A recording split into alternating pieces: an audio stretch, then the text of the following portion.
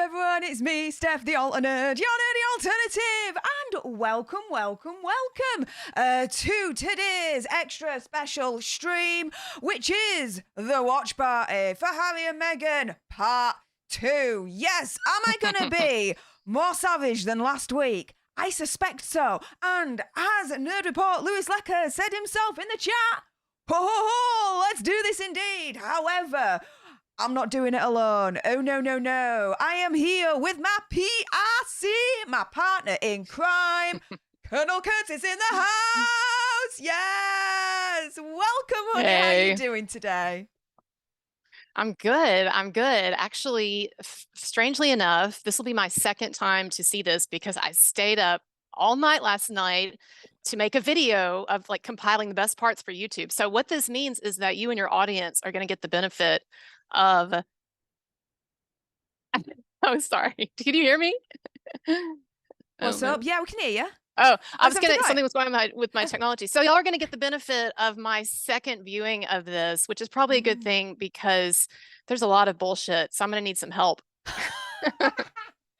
Oh my God. All I'm gonna ask here, without spoiling it, is how much boozy do we get?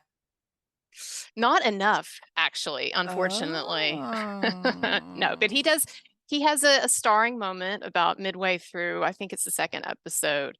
And I'll tell you real quick stuff. When I watched it last night, when I watched part 2, I actually was feeling some sympathy for Harry and Meghan. And I think maybe because I just got really sort of sucked in and I was really just like tired and got into it. And then this morning I woke up and I started like ticking through what I had seen and I was like, oh, wait a minute, that wasn't right, or that was a lie, or that didn't make sense, or whatever. So I'm looking forward now to going through this and like actually paying close attention because I think last night I was pretty tired. Well, I ain't had the chance to watch it only because needs to go to bed because it was a little bit of a late night trying to save Crack in the Box, which, by the way, he is back up on YouTube now.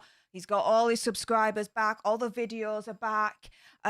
If you want to know, like, the true story of what was actually going on with that, why it was taken down, go over on Popcorn Planet because Andy explains everything that was going on behind the scenes last night that we couldn't tell you at the time, for fear that, I don't know, it could have derailed things. So just bear that in mind, guys. If you haven't watched it already, do. But yeah, was up until about 1, 2 o'clock in the morning trying to figure all that out. So I had to get some sleep and then woke up today and had to go to work. So, and then afterwards, electrician, which, stay tuned for this weekend. I'll give you guys the lowdown on my adventures with electricians on CCTV. Because it's definitely been an adventure, guys. But with that being said, before we jump into the episode 4 for the Harry and Meghan mockumentary, I'd like to call it. Firstly, a little bit of housekeeping. YouTube human reviewer, we always see you lurking, you dumbass. And we're not going to say any trigger words or anything that's going to offend your ear holes. And if you love news and pop culture on the daily, served with a little bit of sass and gobbiness, which is basically all of this, right? Do make sure you subscribe to join our alternate tribe, like, share, comment down below your opinion, conspiracies, theories, and whatevers. What do you think to my reaction? If you've watched it, what are your theories? Comment away. Also, if you're watching on the replay, you can always send me a super thanks, which is just below this video right here. And if you're actually watching live and you want to consider donating, there are ways you can do it. You can do your super chats, but also right at the top of the pinned comments is my link tree with other ways, which is Stream Elements, PayPal, and Cash App. In terms of Colonel Kurtz and the ways that you can support her, because I would say definitely this lass knows exactly what she's talking about when things come out of her gob. Pay freaking attention. All her links are in the description bar below. Make sure you subscribe to Colonel Kurtz's channel. Also, as well, there's links in terms of considering donating to her as well. Let's support her and all the good work that she's doing at the moment with the Marilyn Manson case.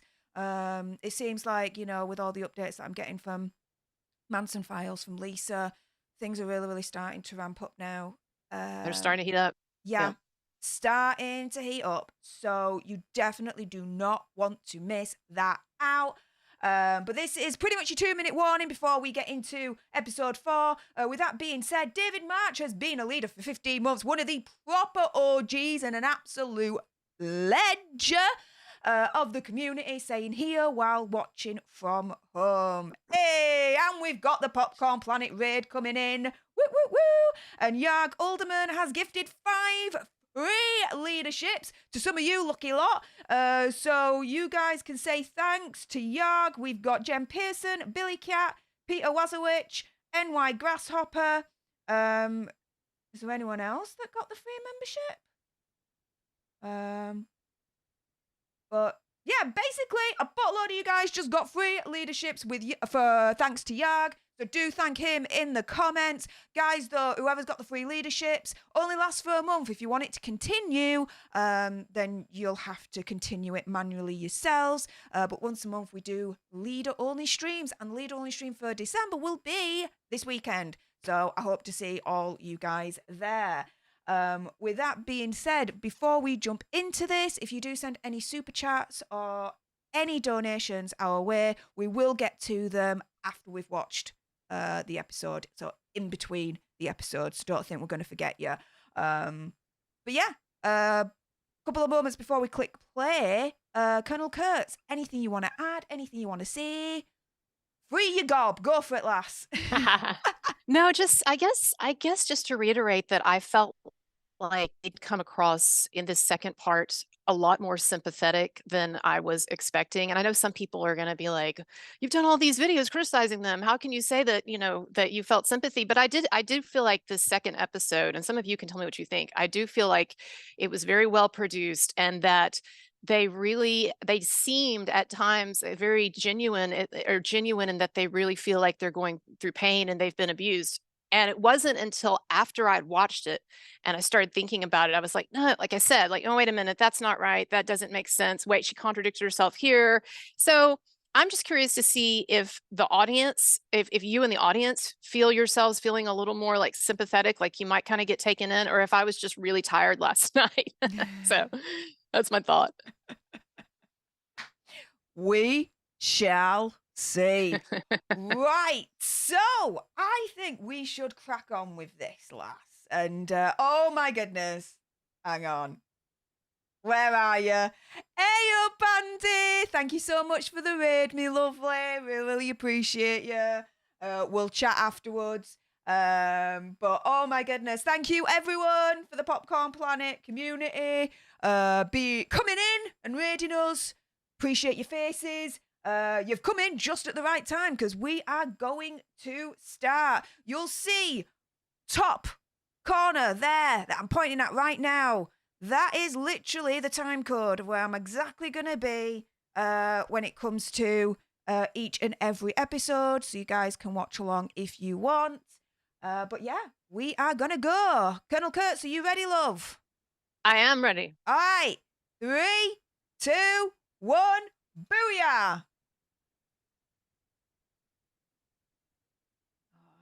Goodness. Last week, I just was livid in terms of just the comparison with Princess Diana. Yes. That's really what grinded me gears here. It was very annoying. They get a lot of blows in this, a lot of hits to the monarchy and the royal family and even the queen. So I think you'll have a lot to be pissed about. I'm already pissed. Freedom Flight. So hang on a minute. Freedom Flight. Like, how can you call leaving your family and leaving your royal-born duty behind freedom? Like, that's just... Right. Well, location was exposed when U.S. security was being pulled.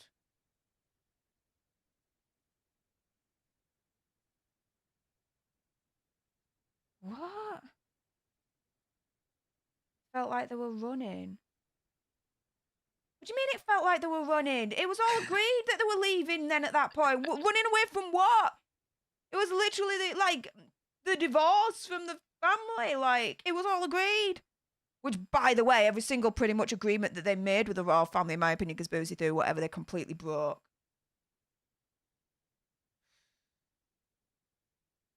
They're so dramatic, so dramatic. You know, Oh like my you goodness. said, Is it freedom flight. very dramatic, right? Melodramatic, yes, very.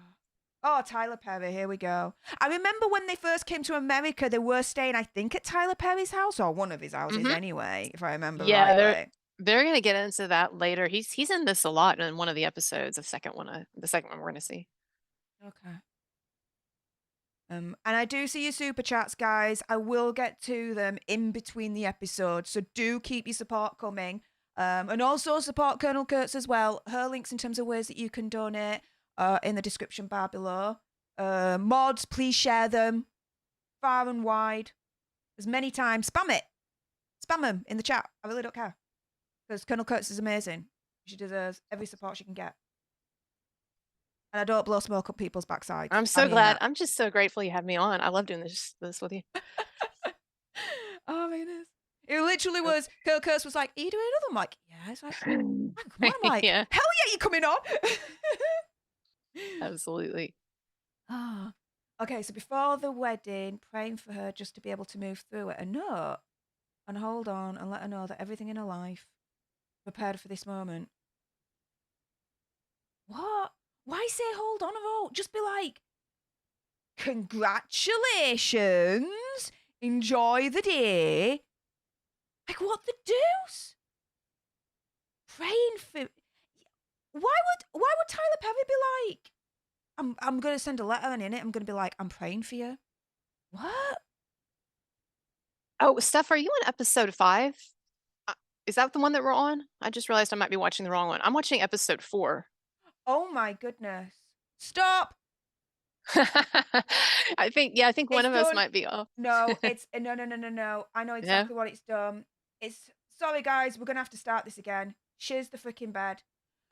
For some reason, on Mozilla Firefox, sometimes it skips the episodes. Oh, well, And that's what's no just worries. happened here. I just thought I was going crazy. Okay. No, well, I'm ready. I'm gonna go onto a different browser, and it won't do it here. Apologies, guys. We're gonna have to reset this. Oh my gosh. Well, at least I got a little bit of a. We got a nice intro in. 6.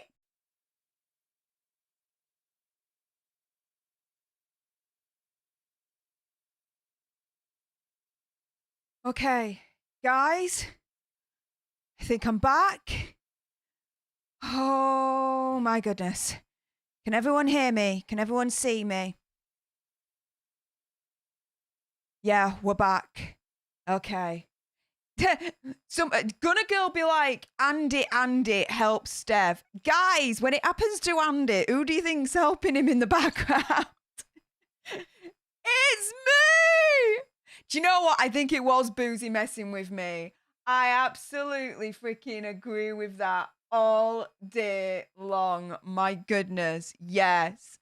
Let me just, oh my goodness, get the final little bit set up.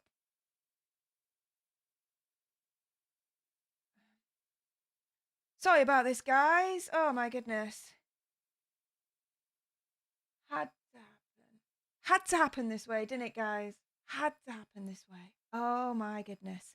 Well, anyway, you definitely got a little bit more of a head start to start episode 4 with us. We're going to jump straight into it. Colonel Kurtz is coming back in. Yay. Oh my goodness. No worries. I'm just I'm glad I realized it, because I probably could have sat there for like 20 minutes just trying to figure out why I couldn't get on the right place in the video. Well, at least we figured out that was my own dumbass rather than anything else. And let's, oh, hang on a minute. Hey, yes. I can see you back there now, so you're on screen there. See? Life as a YouTuber when streaming, shit happens sometimes. And here you go. Welcome to the shit. Yeah, I think Sarai the bot was definitely effing with us. No doubt about that. Okay, guys. So, right. Well, after that little snafu, we start again. Let's start again. All right. None of that happened. We're just going to go straight into it. Again, just to kind of mention to everyone, if you're considering donating, thank you so much. We won't get to it until we've finished every single episode, so we'll do it in between. All my links in terms of how you can donate, if you're considering that, is in the pinned comment right at the top of the chat, which is my link tree. All the ways that you can support Colonel Kurtz is in the description bar below. Mods, share the hell out of them. I want the live chat spammed basically with Colonel Kurtz's links. So thank you very nicely on that score. Okay, so everyone, are we at episode 4? What episode 4 aren't we? Let me know when you're ready, lass. And yes, Thunder Take 2 indeed, I agree. Are we ready, honey? I'm ready. All right, let's do this. All right. Oh my God. In 3, 2, 1, let's go. All right. And again, you'll see right at the corner, there is a stopwatch. Quite literally is a second as to which me and Colonel Kurtz are at in terms of each episode. So you can follow along with us if you want. Whew, okay, so... Right. Okay, so we are starting with another wedding again, but it's everyone else's weddings, not... Oh, and now Diana. Yeah. Oh. Okay. Charles and Princess Diana. I've just actually finished all the episodes of The Crown, the new season, which a little bit strange actually. I was expecting more. I was disappointed. I know that this season got the worst reviews so far of any of them. So I was expecting the actors more. were good though. I thought they did a good job. Yeah.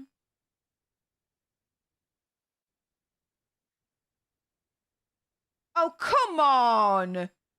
Come on. Do you see what the foreign organism? What the hell? We were all like, oh my goodness. Like we kind of treated her a little bit like Grace Kelly in a way. People uneasy about a background. We were like, oh my goodness, modernization of the monarchy. You know, we were so happy. Even more so because of a race. Like, wow, it was amazing. I think that oh, sorry, I was just looking. I think that Meghan Markle, like her attitude from the beginning was that people were going to not accept her, not understand. I think she felt like a foreign organism going into this, but she's putting that in someone else's mouth. And, you know, maybe someone did say that to her. I don't know, but. No, I'm cool putting a lot of things in my mouth, but that, hell freaking no. No, we're not going there.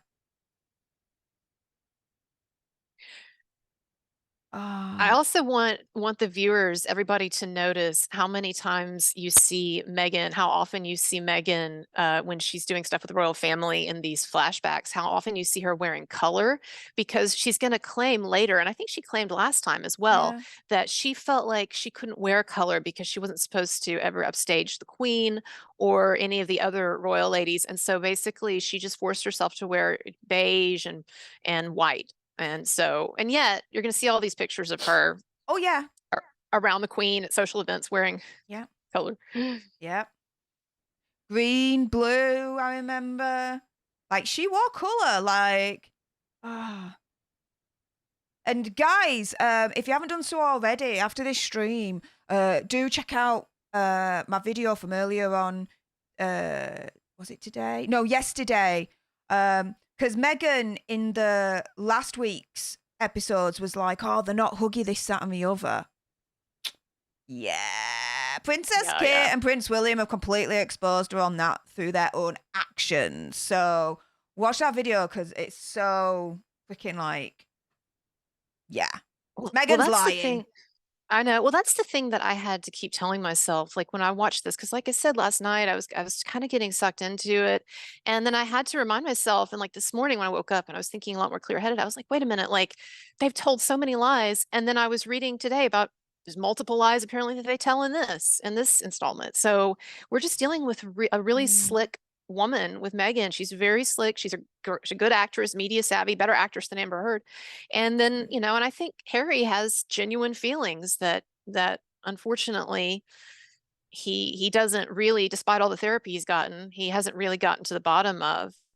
Yeah. And so I think that it's kind of a perfect storm with these two. Yeah, it is. And look at all these people right now on the day at Windsor. Like crowds. We got the They were bunting happy. out. We got posters of her out, like cutout boards out, media all over it. Like seriously, come on. She's turning around and saying we didn't welcome her at all. It was a big, massive event. Everyone from all freaking corners of the UK came for this thing. George Clooney and Amal Clooney. Oh, I just noticed yeah. them on the screen. Oh, here we go. Yeah. Okay, so let me ask you and the other viewers a question about Serena Williams, because we see her here at the, she's going to the wedding. And so I know that Meghan has referred to her basically as a great friend, one of her best friends or whatever.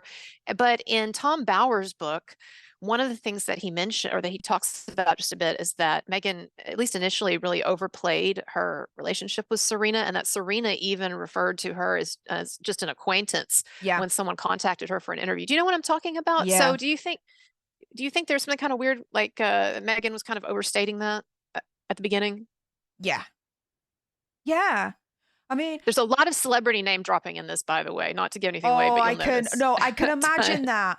Again, reading the book, she's very much, in my opinion, conspiracy theory, whatever, clout chaser that'll use any name remotely linked to her as more than what it actually is. To improve her status, her standing, whatever you want to call it, right? To Right. manipulate her way to the top again, opinion, conspiracy theory, whatever, right? But here you are right at the very top, whereby now you've got a situation where because of who she's married to and who she's linked to, it's a Right. case of she don't have to do that anymore because everyone wants to be associated with her because of her royal connections. Right. And Right. you're feeding into this woman's narcissism. Oh, also, I have another question people weigh in on.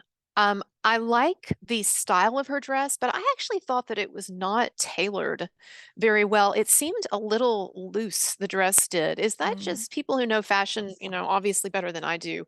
Do you think that this was a mistailoring in the dress because it was kind of loose and kind of weird fitting in places? Or is that just the design, I guess, of the dress to be a little bit different? I just remember that bothered me at the time. It's like a big deal, but I just remember at the time thinking that dress doesn't really fit. And then it's my impression. So the boat neck's beautiful. Yeah, that is nice. I agree with that. That was I beautiful. mean, the dress is cool. It's just, it Yeah. seems like it was tailored a little strange, but And the veil was beautiful. I like the fact that she was very specific in terms of like the flowers all the way around. There were each individual that represented each country in the Commonwealth. That was really, really nice as well, especially, for Queen who was so big on the Commonwealth, it was untrue. The dress itself, though, simplistic in nature, which was beautiful in itself, but I thought it was a bit boring.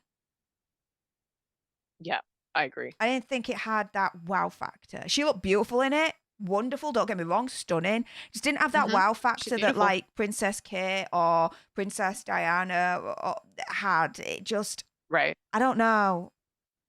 And and that's not a critique that we're making of her. Obviously, No. anybody can have any style they want for their wedding. And I Yeah. have to say, I did appreciate that she didn't go for something really flashy. I mean, it was definitely one of the most understated wedding dresses that I've seen a younger woman wearing. Now, I want to point this out too. The look on Harry's face, this is one of the things that that made me feel for him, because you can see how much he genuinely loves this woman a lot. And that's not like an act or anything, right? He really does genuinely love her so much. And you can just see that. And it makes me kind of sad to look at this scene and to see the wedding, because there really was such optimism about them. And initially, and people, despite what Meghan would have us think, people actually really liked her, really liked them, and were more than willing to give them, a chance. I think everybody just assumed it would work out really well. And it wasn't until later that the public and the media started to sour on her. Yeah. And we all know why, as far as I'm concerned, anyway. But here it is at the wedding, and Prince Charles walked her down. Her father didn't come, and so Prince Charles, King Charles, but he was Prince Charles at the time, walked her down the aisle. Like, sorry, but you're then gonna trash the royal family when they did absolutely everything, even that which was unprecedented. You know, like, Right. oh, come on. And the Right. royal family, they let, this choir that we're seeing right now, this Mm-hmm. was to say that, the royal family is Church of England. And the Queen, or King now, is head of the Church of England, right? Mm-hmm. This was quite a multi-faith kind of wedding. Mm-hmm. And Right. the royal family signed off on that. So for Meghan to turn around and say the royal family never welcomed us, this, that, and the other, never welcomed me.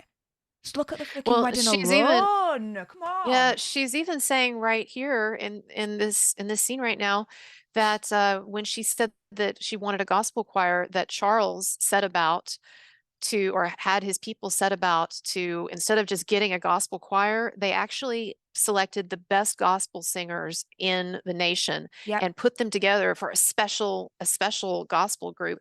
So I thought that was cool. Mm. Um, I do think it's a little bit weird that okay, so this thing with Oprah, this guy who was with Oprah, Yeah. um, he is talking about the fact, and Serena Williams was earlier, that the fact that it was cool that Meghan got to have the gospel choir because that showed off her culture, Yeah, I saw and that.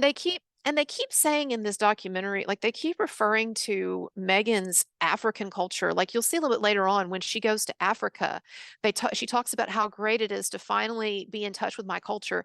I don't like that. I'm sorry, your culture is American. You're from California.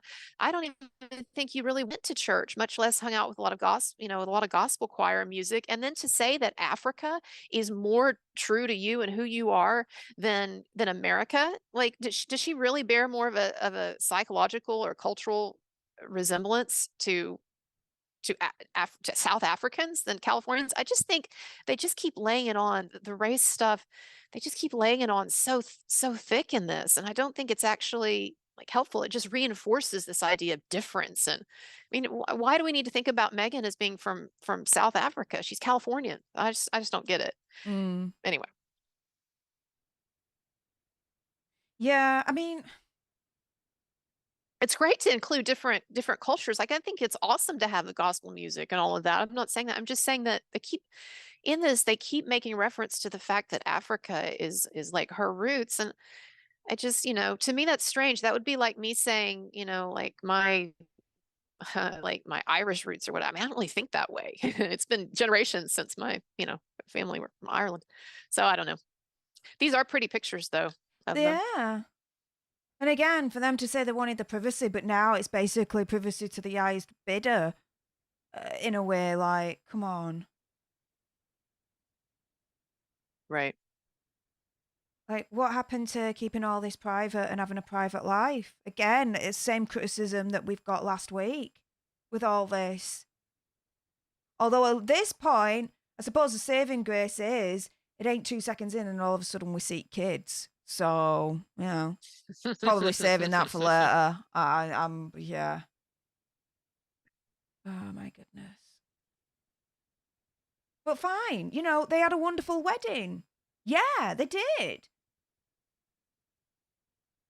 And we all supported it. We were all there. We were all bunting. We had street parties and, house parties, watch parties. It was a thing. The news was on about it 24/7. Positive coverage. Like, we were so freaking happy. When the pictures did get released, well, the ones that they allowed, oh my goodness, we went through them all. Yeah, yeah. We were Don't doubt it. just grinning. He says, you would want to write in a character like Meghan. They talk about her, Mm, they thought she was revitalizing the royal family, a boost of energy exactly, and all yeah. that. And they Modernizing did, it, yeah. and they did think that. I mean, look at all these magazine covers. And again, it wasn't until people started to Oh, get the yellow. Here we go. yeah, yeah, seriously, yeah, look at all the colors. She said she She didn't feel like she was allowed to wear colors. This Mm. is another thing that I don't like about the way she's really slippery with the truth is she doesn't come out and say that anyone told her she couldn't wear colors. What she said is, my thinking was that I wasn't supposed to. So in other words, basically like she's blaming her own ideas on Yeah. things that people never told her. Oh, I'm paranoia of what she's allowed to do and what not to Yeah, do. it's very paranoid. Yeah.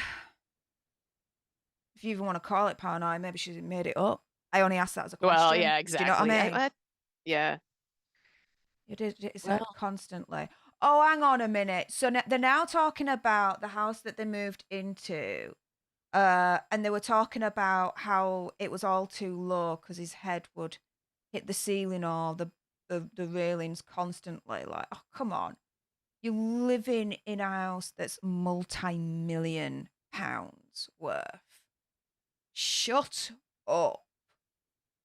yeah, they act like this was they even tell a story about how Oprah came to visit and she said people would never believe, how I guess how cramped and small your house is. And Mm. it's like, well, you do have Harry does have millions of dollars even then to Yeah. himself. So I'm sure that, he could have bought something or paid for renovations and the Queen ended up giving them Frogmore and paying how much money was spent on those renovations? A ton, Oh, right? oh, oh, oh, oh. We paid for it initially.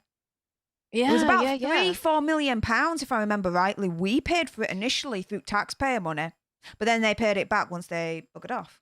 I mean, Too right. basically what's going on here is that they were in a kind of a transition home, which for me would be a really nice home, but a transition Mm, home. And they're trying to like this is what they do is they take every situation and they skew it some so that it has a bad spin. And so when you watch something like this, and mm, like I said, sometimes you don't know better. And it's just you're just getting their skewed perspective on things. mm. The thing is, this is a situation that we're seeing now that soon after they got married, it was unprecedented because Princess Kate had to wait so much longer than Meghan to have a solo outing with the Queen. With Meghan, it was a Hmm. matter of weeks.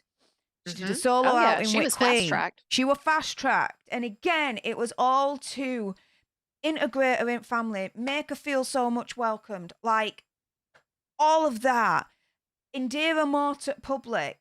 Like the pictures that we're seeing here, we saw this time and time again, and we were so freaking happy. We were like, yes, Queen, yes, Meghan. So freaking happy. And we loved her style. Loved it. Don't matter whether she felt freaking, what is it that she couldn't wear colour. Oh my goodness, front pages. It was like, okay, you can get a similar dress here for less, this, that, and the other. Like, we loved her style. And at one point, she was more popular than Princess Kate. No doubt about that. But then again, it all went downhill when then she tried to be all high and mighty. Oh, 1 year earlier. Okay. Oh, yeah. Is this the Grenfell Tower? Okay. Yeah, yeah, yeah, yeah, yeah, So yeah. this Oh, was a huge deal in horrific. your country, right? I mean, we even heard about it over here in America, but I just and this is so tragic. And I really don't like the way they take this tragedy and, Shut talk up. about someone capitalizing on it because their whole point here is not to actually raise, like sympathy or whatever for these people. It's basically to say, look at what a racist country Great Britain is because this happened and basically what a racist royal family. It's all like throughout this thing there's a thread of just trying to prove how racist the UK is. Oh, And I know you they could guys have issues just like we do, but I don't like that. But I think that narrative is dumb. No, no, that is dumb because we all banded together. It didn't matter if you're Mhm. black, white, pink, blue, multicolored, rainbow. It didn't matter. We all freaking came together. We did food drives. We did collections, fundraising. We came together as a country. What happened with Grenfell and for those survivors? And they've got the cheek to turn around and say, oh, well, it proves that we're racist. The fact of the matter is this, right? It could have happened at any block of flats that had this kind of cladding on.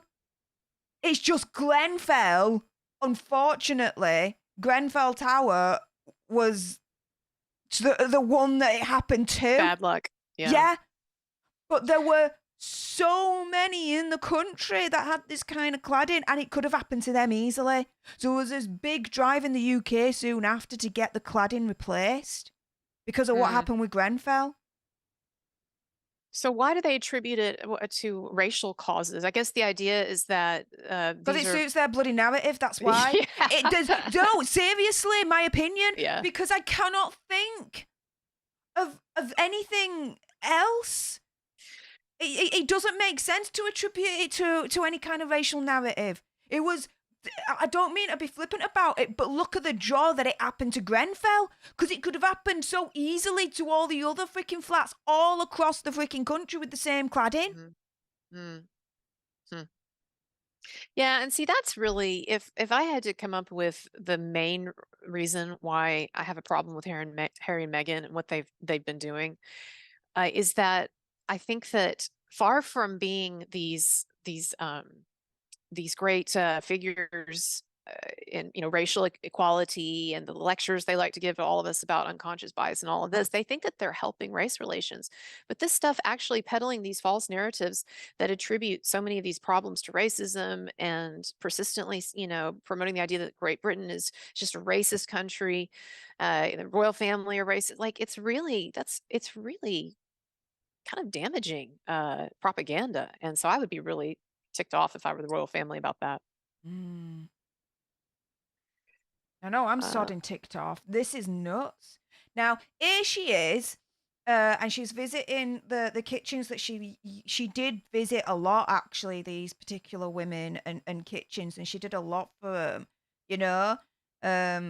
and again, oh my goodness, we were so freaking like excited and happy. She was settling in. She was doing a royal duty. She was, promoting charities and promoting organizations that actually it was a breath of fresh air because they were different what she was promoting and what she was shedding light on. And that was again a good thing. And everyone in the country were like, yes. Right. Absolutely. I mean, I remember I was on vacation. I'm not even, in your country, but I was on vacation in Arkansas. And I remember my sister and I were just sitting there watching the wedding. And we were both like really optimistic, like we like her. And look, and you could see that the British people liked her. It was like there was, I understand. Well, here's another thing I want to say. I understand that the tabloids in Britain, they are worse than they are over here in terms of, it seems like, at least if you're a royal, it seems like you're getting a pretty constant barrage of lots of stories. And of course, I'll explain that in a moment. Well, I was just going to say, some of them are, I know some of them are crazy, some of them are offensive, whatever, but what I would keep telling myself is, okay, I have this big position now in society with all of these benefits and I'm a man that I love and all of that. People don't really ultimately, who cares if some people are reading the tabloids or they take it seriously or what, like, you have to kind of separate yourself from that. And I guess what I just don't understand is, how is it that this woman has been in some degree in the limelight or pursuing the limelight for basically her entire adult life, and is acting so sort of damaged and naive, like she can't handle some stupid bad PR. I think that if you want to do this job, and it's like you and me too, like we're just our small YouTube profile and we still get crazy stuff said about us at times. You just have to kind of get used to it, unfortunately. Yeah. What were you going to say though? Why do you think So they're doing the Australian tour at the moment, New Zealand and Fiji, which again, it was positive coverage. We were so freaking happy. It was amazing. So there's a symbiotic relationship between the royals and the media. Media can't live without the royals. Royals can't live without the media. The royals would need to rely on the media and vice versa. And so there is a little bit of give and take with that. It's just the nature of the beast, especially when, as I've explained before, royals are partly funded by us, the taxpayer. So the media knows this, and the media knows that there is an amount of information that the royals do need to give out to the public to satisfy us as, I suppose, investors in the family, right? Financial investors in the family, yeah? We want to know, you know, how are they doing? What are they up to? The big milestones. We want to share in that as well. Not all of it, of course, because it's still family, but, you know, little bits so that we're included. And the fact of the matter is, either Meghan understood that and didn't like it, or she didn't understand that. Because when she started to try and control that, again, that's when it went south. Right. You don't do that bullshit.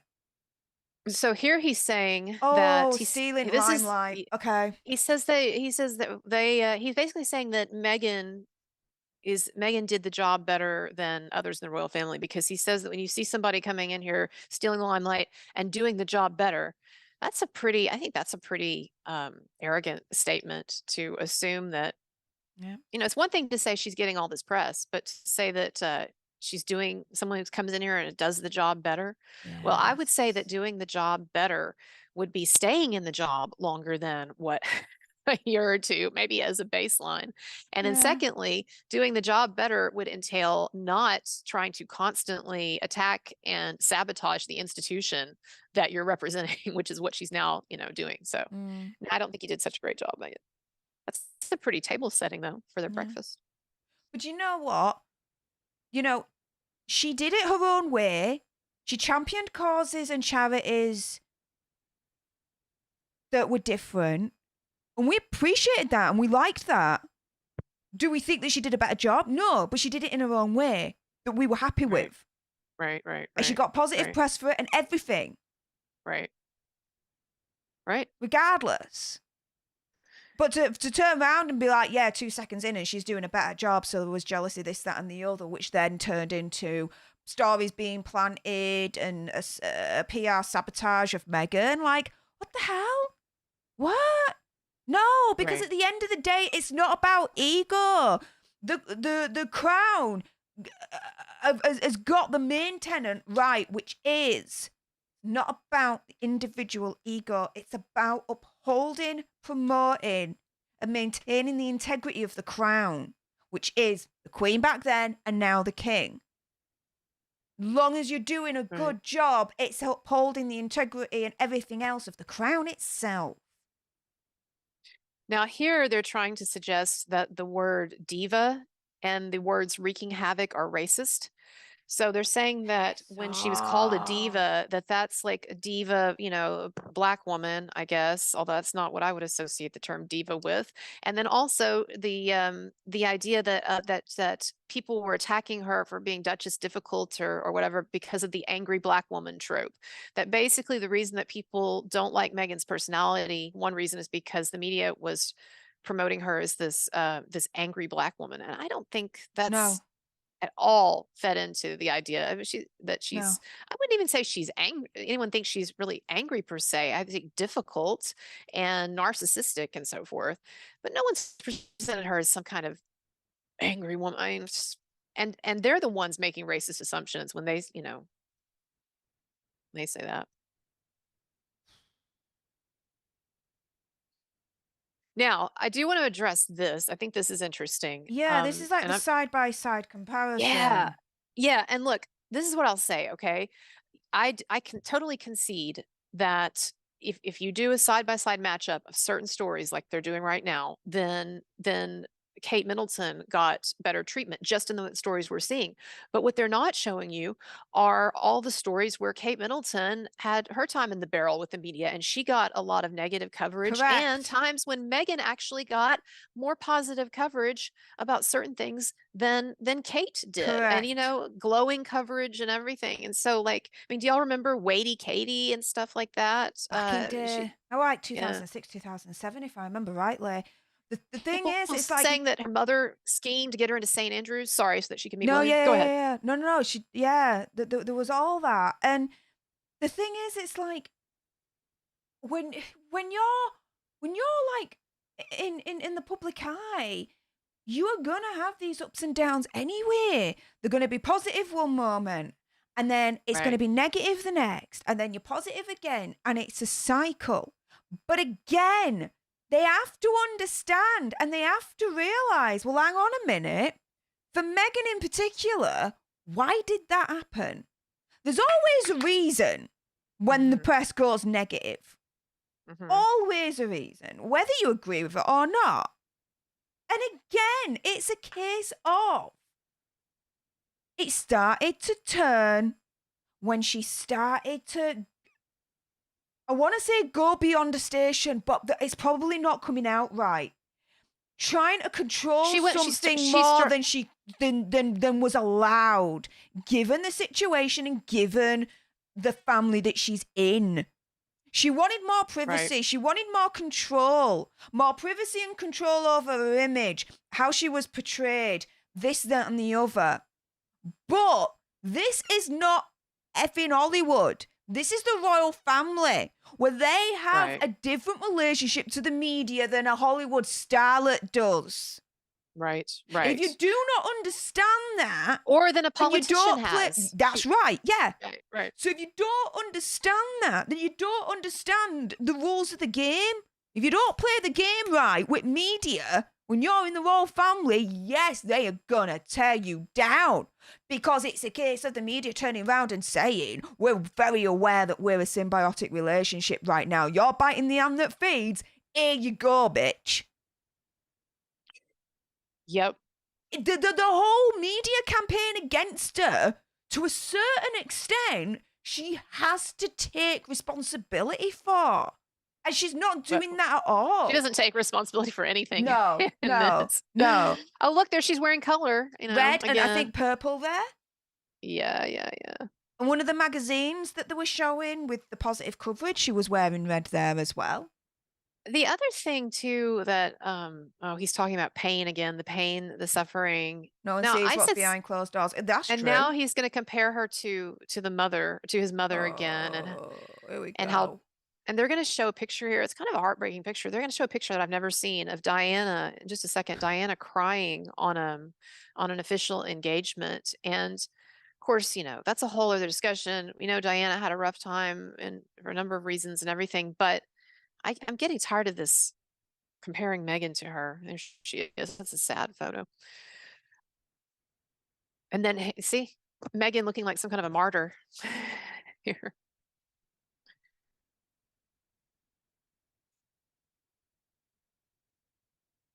I do like that hat though. It's a pretty hat.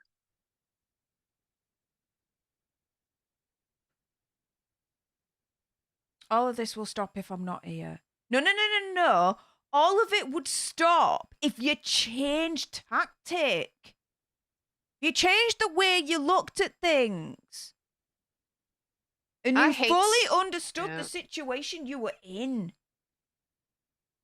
I struggle with depression and stuff, and I don't really want to call somebody out for exaggerating what they were going through, which not what you're doing, but I'm just saying, like, if she, I'll take her at face value if she says that she really was in agony and really, had suicidal thoughts or whatever. But it's like you said, she's not seeing the situation clearly. She thinks that she's just trapped. It's kind of almost paranoid, trapped in the situation, and everybody's against her, and there's no way out. It's like, if just just kind of write it out a little too. If you're getting some bad coverage, or if they're writing, the tabloids are writing some stories or whatever, every royal does this, has had to do this. You just kind of write it out, and it does get better. I remember that several years ago, there were stories in the UK media, I think these are accurate, about how Camilla invited, Queen Camilla invited Meghan out for lunch or coffee or whatever, and really encouraged her, really said, just hang in there. You'll go through periods where they don't like you, just like with Camilla, right? People hated Camilla for a while, and she hung in there. She didn't go on TV and whine. Nope. Really, Camilla is a great example of a successful path that Meghan could have followed. Yes. Because Camilla had way worse the press than Meghan. And correct. I understand to a degree, but it wasn't. But Camilla had way worse press. And just by putting her head down, having a good attitude, not showboating, and not giving whining interviews, people love her now. And people do have short memories. And so sometimes, if these people would just chill out and get their egos under control, and realize, just wait it out, it's going to get better. Yeah. And like I say, she changed tactic, looked at it differently, it could have easily gone the other way for her. But arrogance, ego, this sense of wanting more control. There's nothing wrong in wanting more control. There's nothing wrong in wanting privacy. However, Slightly different when you marry into the freaking British royal family. Right. And for her to turn around last week and be like, I didn't realise what I was getting myself in for. BS. Right. BS. She was told she was trained. There was someone that was assigned to her. The press even named it. It was Duchess training. Yeah. Oh, it's a completely absurd lie that she wasn't prepared. There is no way in hell that they had this outsider, this foreign organism. Here's the thing. This is why we can't believe the stuff that they're saying, because there's no internal consistency to it. She would have us believe on the one hand that the palace thought of her and this palace aide was even referring to her as a foreign organism, and yet at the same, so she's a foreign organism, but they're not going to try to train this foreign organism. They're not going to teach this foreign organism how to acclimate to the host. Now the host body, come on, that's ridiculous. Either they trained her, and it's crazy. It's crazy. If they saw her as a foreign organism, like she says, then they would train her. The only reason they wouldn't train her is that they thought she knew everything already, and of course she didn't. Oh, here we go. It's a dirty game. But again, Prince Harry, where's the freaking money coming from? In terms of the castles, the upkeep, everything. Part of it, again, is through taxpayers. And what do taxpayers read? We read the news. For him to turn around and say there's constant briefings, this, that, and the other. Well, damn right there's constant briefings. There is a natural curiosity of the British public to know what's going on. You were born into that. You were to turn around and say, oh, I want to take on media. My dad's like, the media's the media, you can't take it on. And it's like, I think I can. Oh, my goodness, the arrogance. The media will always win. That's it. You could have the best message in the world, yeah? But if the media ain't reporting on it, you're screwed. No one's going to hear it. It's fighting tabloid. It's one thing. It's one thing. You and I have complained before about like NBC News and Cat Tenbarge and people like that. It's one thing to have a grievance about, like if there were the Guardian, in the UK, the Guardian or the Times are running these stories straight out of Compton or whatever. But that's not what we're talking about. We're talking about their tabloids. And like some of these stories, it says the Inquirer on it or Cosmopolitan or whatever. Like, come on, Cosmopolitan? Like people are going there for hard news. It's just silly.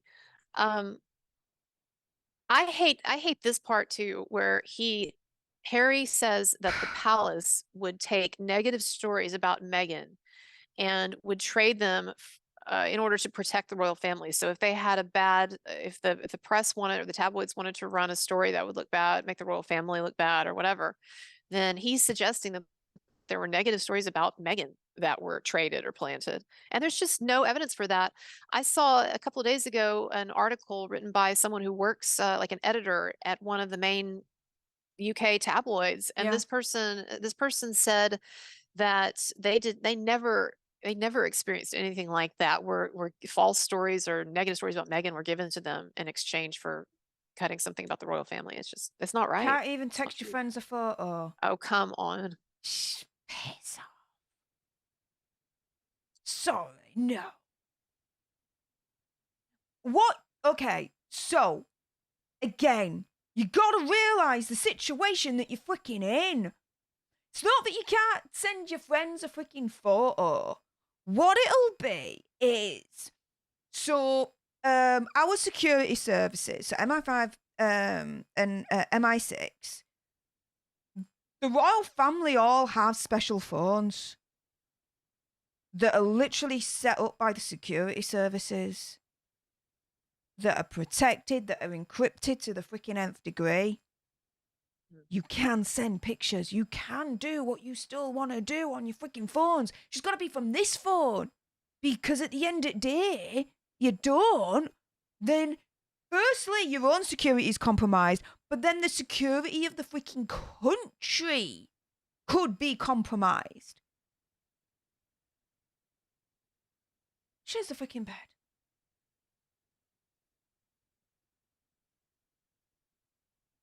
Okay, so we're looking at an article that, is about Meghan and her growing up.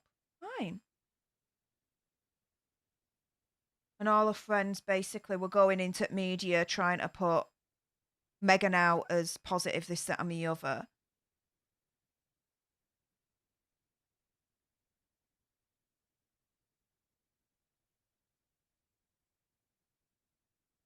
Oh, are they talking about this? Is yeah, the People magazine article Yeah, that the Friends, yeah. the favorable article.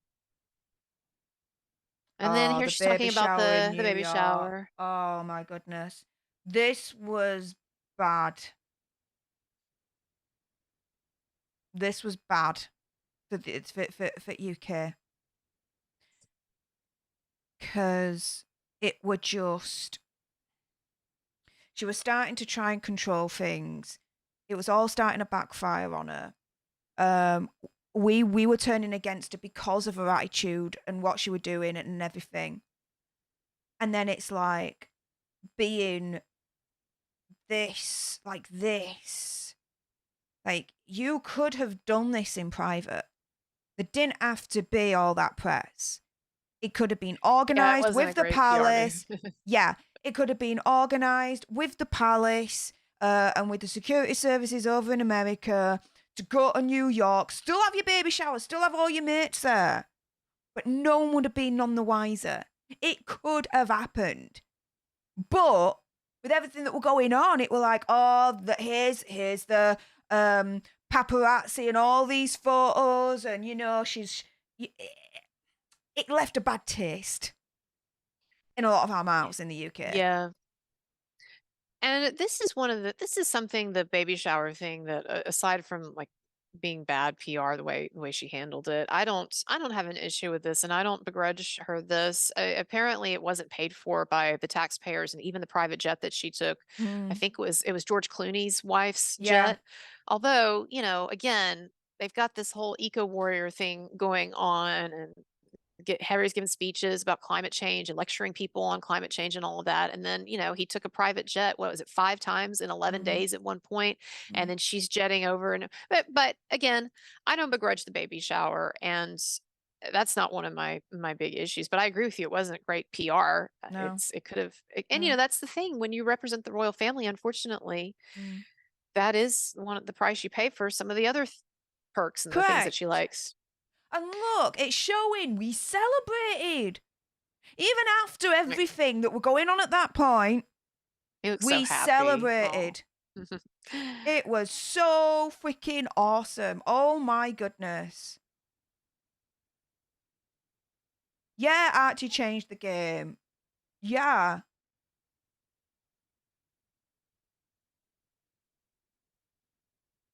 But then it was like she didn't follow like the traditions. So royal family's a lot of it's all about traditions, and she wasn't following them. When you don't follow traditions, it's like you're putting 2 fingers up at our culture. I think Meghan. I mean, look at all this. This is exactly what we were talking about last week, right? They come out on the steps with the baby, like a day or 2 later. There's a whole media, that's the way it was expected to go. Exactly. It's tradition. It's our culture. It's what you do.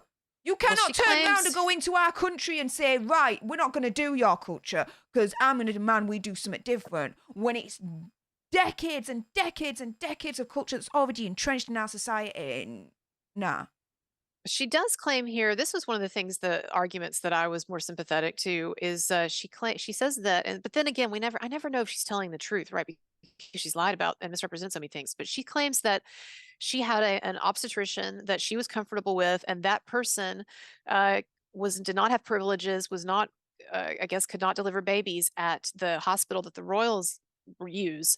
And so then Meghan said, well, if you want me to come out, she's talking about here, if you want me to come outside with the baby, then we can do that in this other hospital. And she claims that she was told by everyone that that wasn't feasible. There was no way that they could block off traffic or put photographers out here or whatever. And so then that's why they didn't, they had they introduced the baby a little bit later at the palace. Nah. So that's what she claims.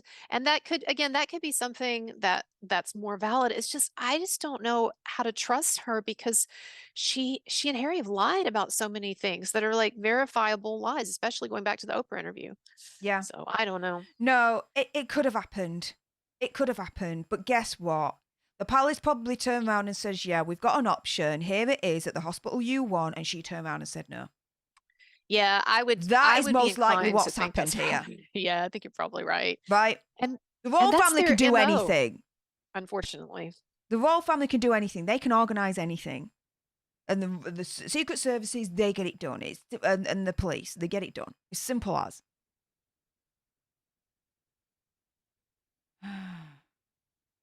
But you know what? Again, Even here, even though we were so knocked off, we were still happy. yeah. Oh yeah. Do you I know? think here there was still a lot of goodwill. Honestly, it wasn't until Megxit, or when they actually finally left that I feel like there was a huge cascade of disapproval. I feel like a lot of people, I know she had a number of critics, but I feel like a lot of people, maybe over here, maybe it's different over here, but I feel like a Africa. lot of people over here were still When they did the Africa the tour, Africa South Africa thing. tour. That was, yeah. Yeah.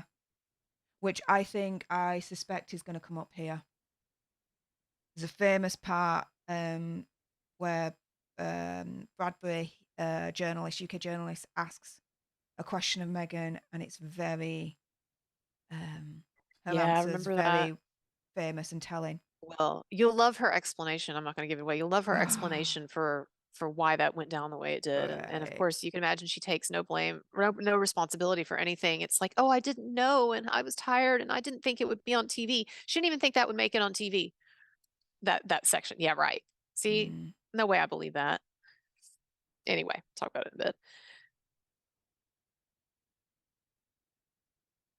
Anyway, you never.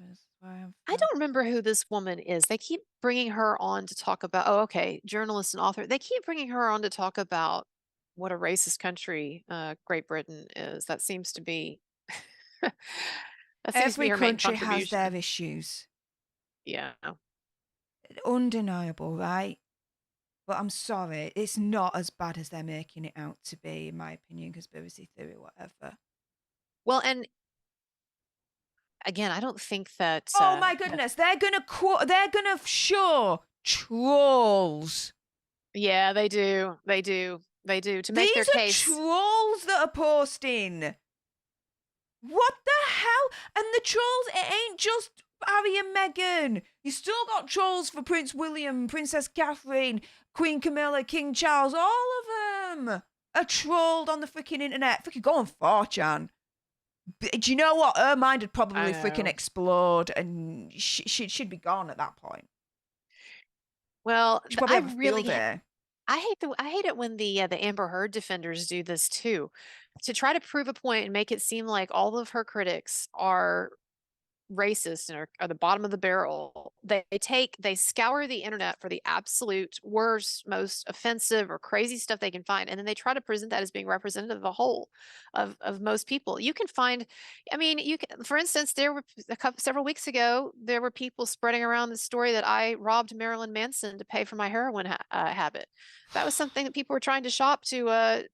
Seriously, like they were trying to shop the story to some YouTubers that I have a raging heroin habit and that I had Manson robbed in order to fund this. And I'm like, you know, come on, right? So there are always going to be crazy people, but is that representative of the whole? Do I go, am I bemoaning the fact that, oh my God, I'm being targeted by these crazy, all these crazy people?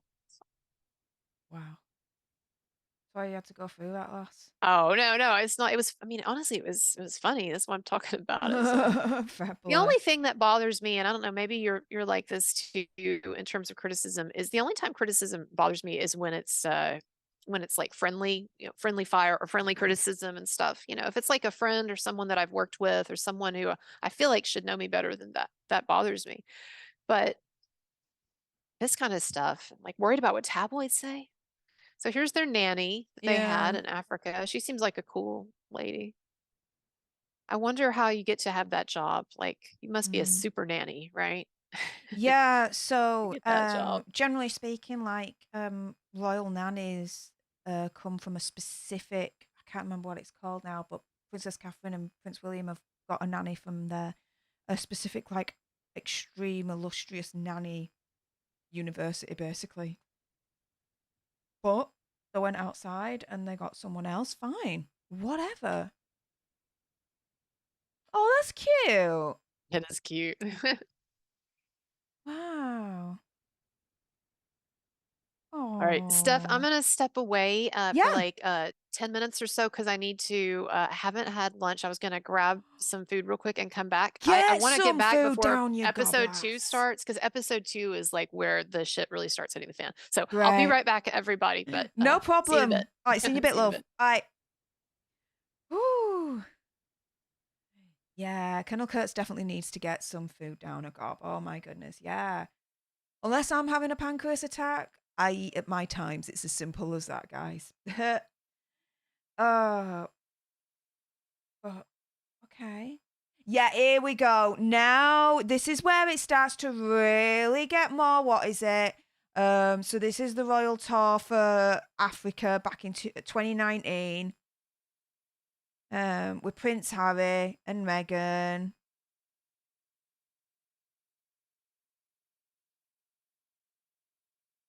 And everything were fine.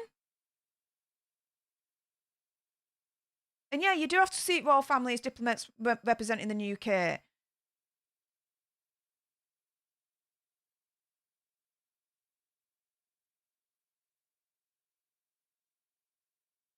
But yeah, she.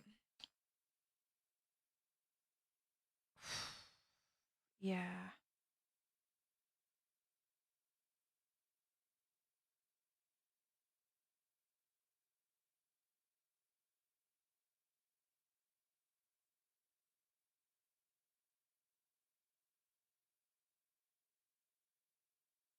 Yes, remember the royal family. Remember that, love. You can't be too. When you're in the royal family, guys, you cannot be too political. You can't.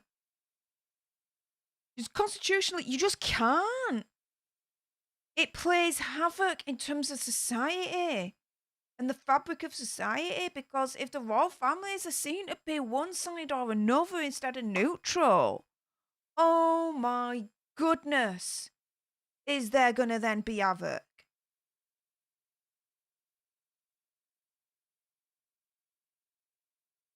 And it's all right that you admit it ahead, Douglas. That's better than being behind with me.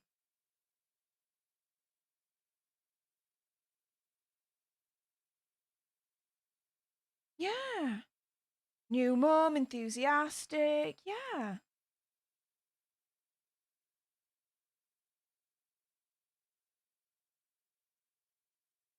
Okay, first time she got to see how low she'd got. Yeah. I mean, this was the first time that we really got to see a lot more of Archie as well. We were so happy. It was so cute. It was all cute. Oh, here we go. Daniel Bradbury. Oh no, sorry, Tom Bradbury.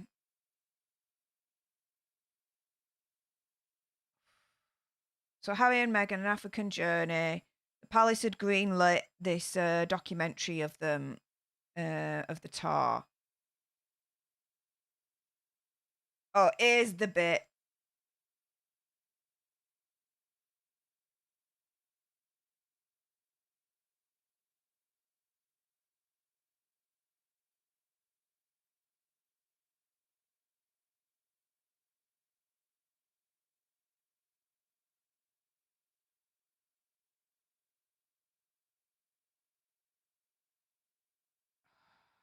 This was a car crash.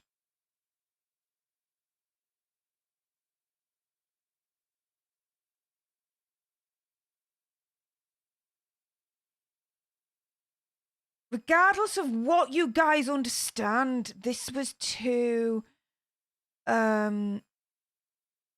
candid for a royal family member to be saying this.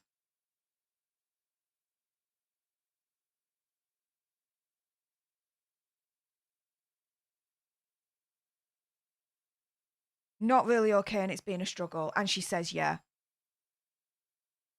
You don't, even if it's true, right? You don't say that because then again, you're not upholding the integrity and protecting the crown, which is the Queen.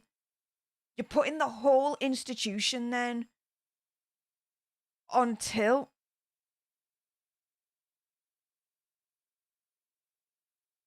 If you're an actress, you be a freaking actress at that point. You say everything's fine. And if it's not, you deal with it behind the scenes. You don't.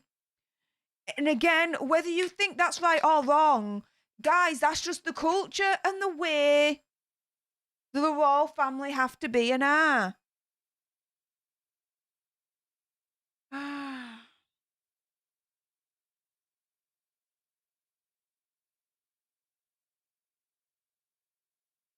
Now, really nice that she got a lot of support from it. Absolutely fair play. But again, you gotta uphold the integrity and protect the crown, the institution. You're not fine. The institution helps, but you gotta do it behind the scenes. This is not a normal family. You gotta be a certain way. You don't like it? Fine, get out. She got out. But then stop making money off of the royal family by bashing them. Have your privacy, have your freedom. Fine. This though don't help matters for her. None of it does. For her or for Prince Harry. Because like I said last week, the moment they start... Let me say it the other way. The moment they stop bashing the royal family, I'm telling you, is the moment that they're going to start seeing a turnaround in terms of how people think of them. They are not a Princess Diana situation. They're not that at all, guys.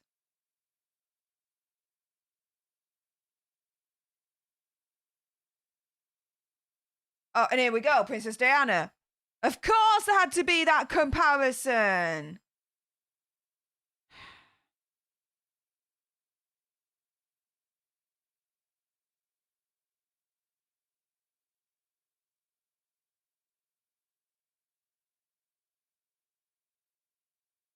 No, it didn't go down quite as well.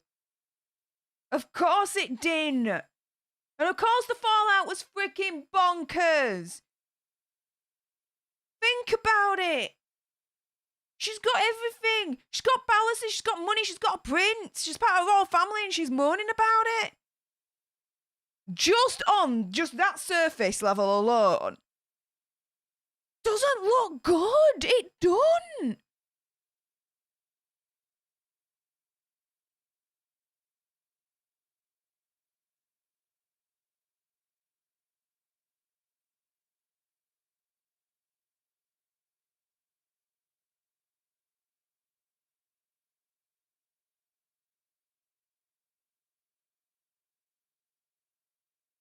Okay. So, that was episode 4. Oh my goodness. Before I get onto some of your normal comments, I just want to shout out those that have considered and have donated. My goodness, you guys are so kind and generous. I really appreciate your face. Firstly, Jane Rick, another OG. Thank you so much for that PayPal saying happy holidays, Steph. Well, happy holidays to you too. Also as well, we've got Peggy. Thank you so much. Wow, that is an amazing Cash App. Thank you so much, Peggy. I really appreciate your face. My goodness, that is extremely kind of you. If anyone is considered donating to me, the preferred methods are through my link tree, which is at the pinned comment right at the top of the chat.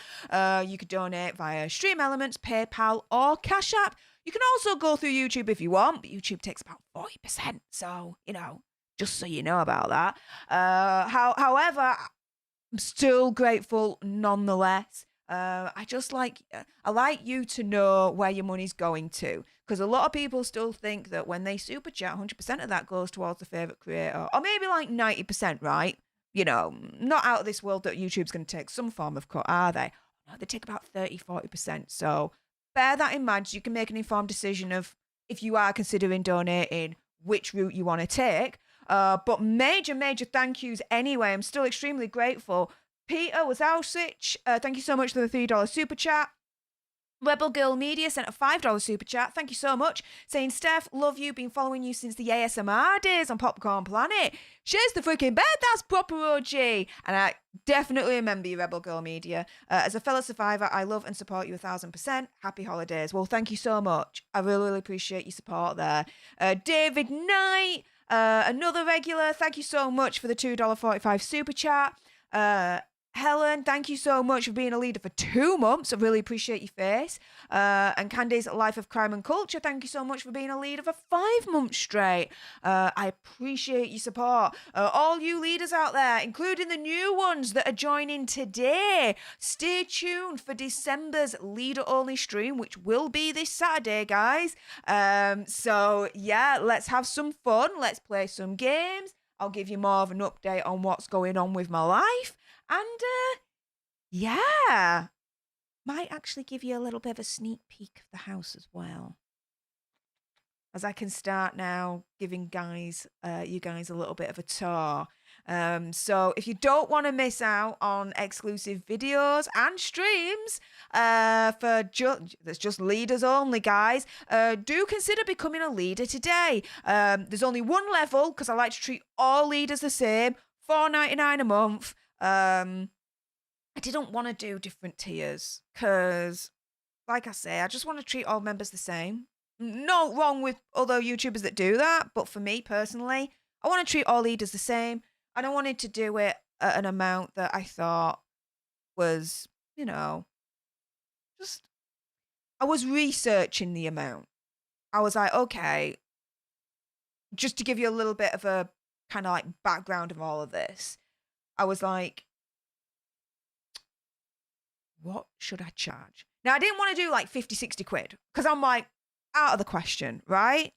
But I wanted to do something that was, in terms of like my research, what would potentially be affordable for the majority. And $4.99 kept coming up when I was doing research, not only like on Google in terms of like, affordability for memberships, this, that, and the other, but also as well looking on YouTube, looking at other creators, how much were they kind of charging with their tiers, this, that, and the other. So I went with that. So yeah, I wanted you to know that with the leadership, I did put a lot of thought into like the membership monthly amount. Do you know what I mean? A lot of care and a lot of thought into it, and a lot of research into it, of course. So yeah, kind of went a little bit off a tangent there, but again, I like to keep it 100 with you guys in terms of, the setup of the channel and how everything's going and rationales and all that lot, because we're in this together, guys. We're in this together. Shelley Fitzgerald, though, thank you so much for the $9.99 super chat. Happy holidays, Steph. Well, happy holidays to you too. Thank you so much. Which actually reminds me, all your kind donations that you are considering sending my way, that is all going to the America Tampa Fund. Yes, I am going back to America next month to visit Andy, do some more streams, do some more videos on Popcorn Planet and this channel. Also as well, I'll be seeing Alter Bridge live in their hometown. So I'll do a few videos for that and a few vlogs as well as I'm out and about. I will take the couch laptop with me. So yeah, we should have some very fun times next month. And I'm going to be going to a couple of outlets in Orlando as well. So I might actually be streaming live from Orlando as I'm doing some shopping. It's like, come shopping with Steph, right? So yeah, don't miss out on any of that. And of course, there will be some exclusive videos for the leadership when I'm in America again. Emily Morse, thank you very much for being part of the leadership for 3 months. Really appreciate your face. And it's just hearts. Well, Hearts to you as well. And you might be in a podcast. Welcome to the newest leader of the leadership. Yes, really appreciate your face. I hope to see you for the next leader only stream, which will be this Saturday. I'll let you guys know nearer the time what time I'll be going live. So do bear that in mind. Oh my goodness, Slayer selections. Let's see what else you're saying. Love you, Steph. You're the bomb, and you always put everyone's feelings into consideration. Love your videos and rants. I try my best. I do try my best with that.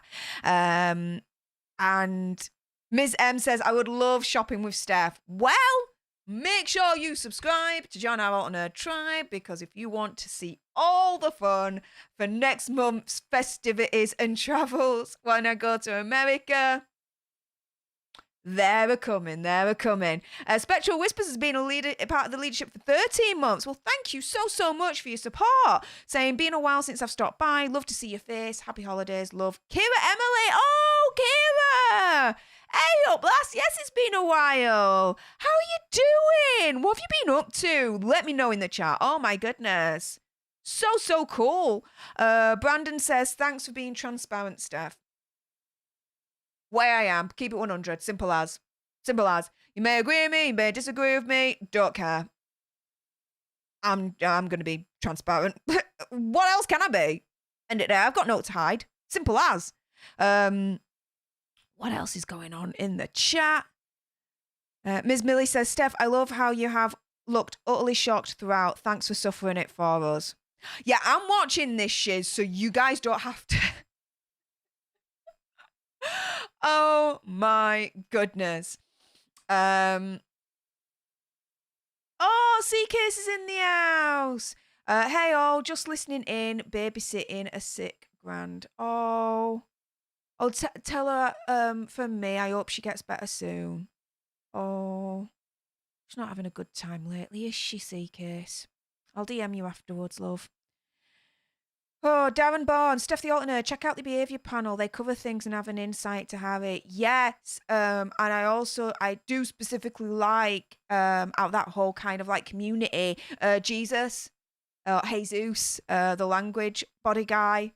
Oh my goodness. I adore that dude. That dude is like, he brings a little bit of sass. I appreciate a little bit of sass. I appreciate a lot of sass, to be fair, but you know, it does it in a way like I'm like, yes. And oh my goodness, you gotta follow him on Twitter. You gotta follow him on Twitter because, oh wow, like the things that he'll put up, like little mini bits that he'll put up, and it's just, I burst out laughing. I do on some of this stuff. He's just on there, on point. So there we go. I'm not giving you specific details because if you don't know who I'm talking about, then you need to find out for yourself, basically. I'm not going to spoil anything about him because he's just so amazing. You need to find out for yourself on that one. You might be in a podcast, says Steph, you know I love you, but I have to disagree with your assessment of Prince Harry's feeling over Diana and the POP.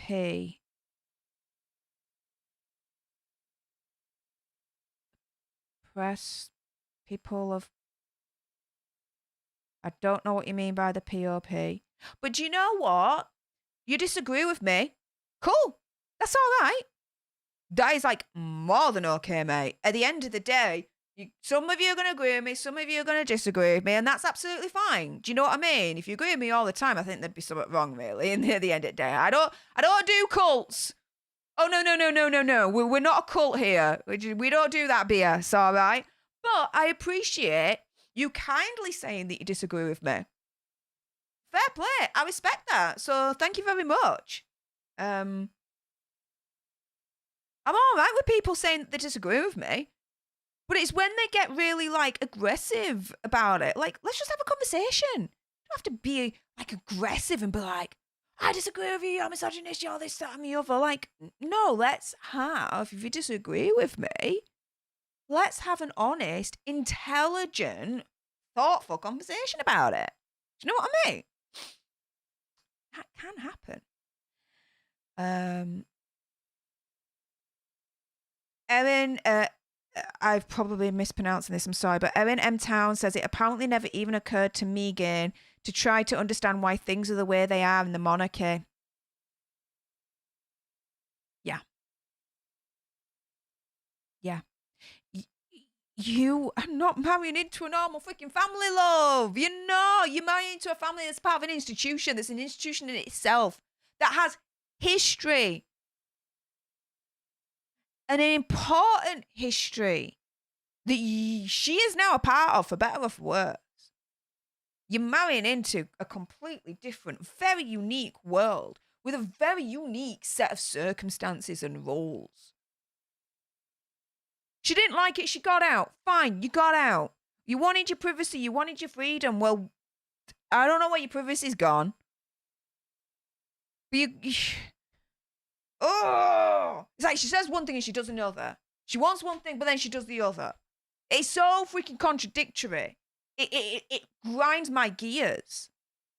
Oh my goodness, my opinion, conspiracy theory, whatever, the lies that come out of a gob can be like, for me, bring the receipts. You can prove very easily. You can contradict her every which way, whatever she says. But then she don't bring out any of her receipts. It's like, oh my goodness. It's like she's turned around, and again, I released the video yesterday, so if you haven't watched it, I do recommend you do, because she turned around in last week's episodes and said that, the royal family aren't huggers. It took me like 2 seconds to find a shiz ton of pictures where the royal family are freaking huggers. So what the deuce is she chatting shiz for, right? Watch the video. I think it's quite hilarious, if I do say so myself. David March, the ledge. Thank you so much for another super chat, my friend, saying, remind me to tell you about the time my friend met the Queen at the Florida meetup. Dude, DM me. I want to know about that. Wow. Met the Queen at the Florida meetup. Oh, what was discussed? What was she like? Like, oh my goodness, I so want to know the tea on that one. Yes, please. And Rio, oh baby, thank you so much for the $4.99 super chat. I really appreciate your face. Let's scroll down a little bit more and get more of your up-to-date comments.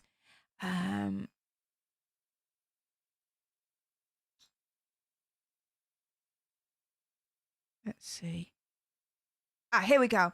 Darren says, I love Stef coverage with Amber, but I can't get on board with the Meghan train. There's plenty going behind closed doors, but our papers only print one side of the argument. That's fine. And again, we can agree to disagree, right? And that's absolutely Gucci. I don't think any less of you, and I hope you don't think any less of me, all right? But you say that they only print one side of the argument.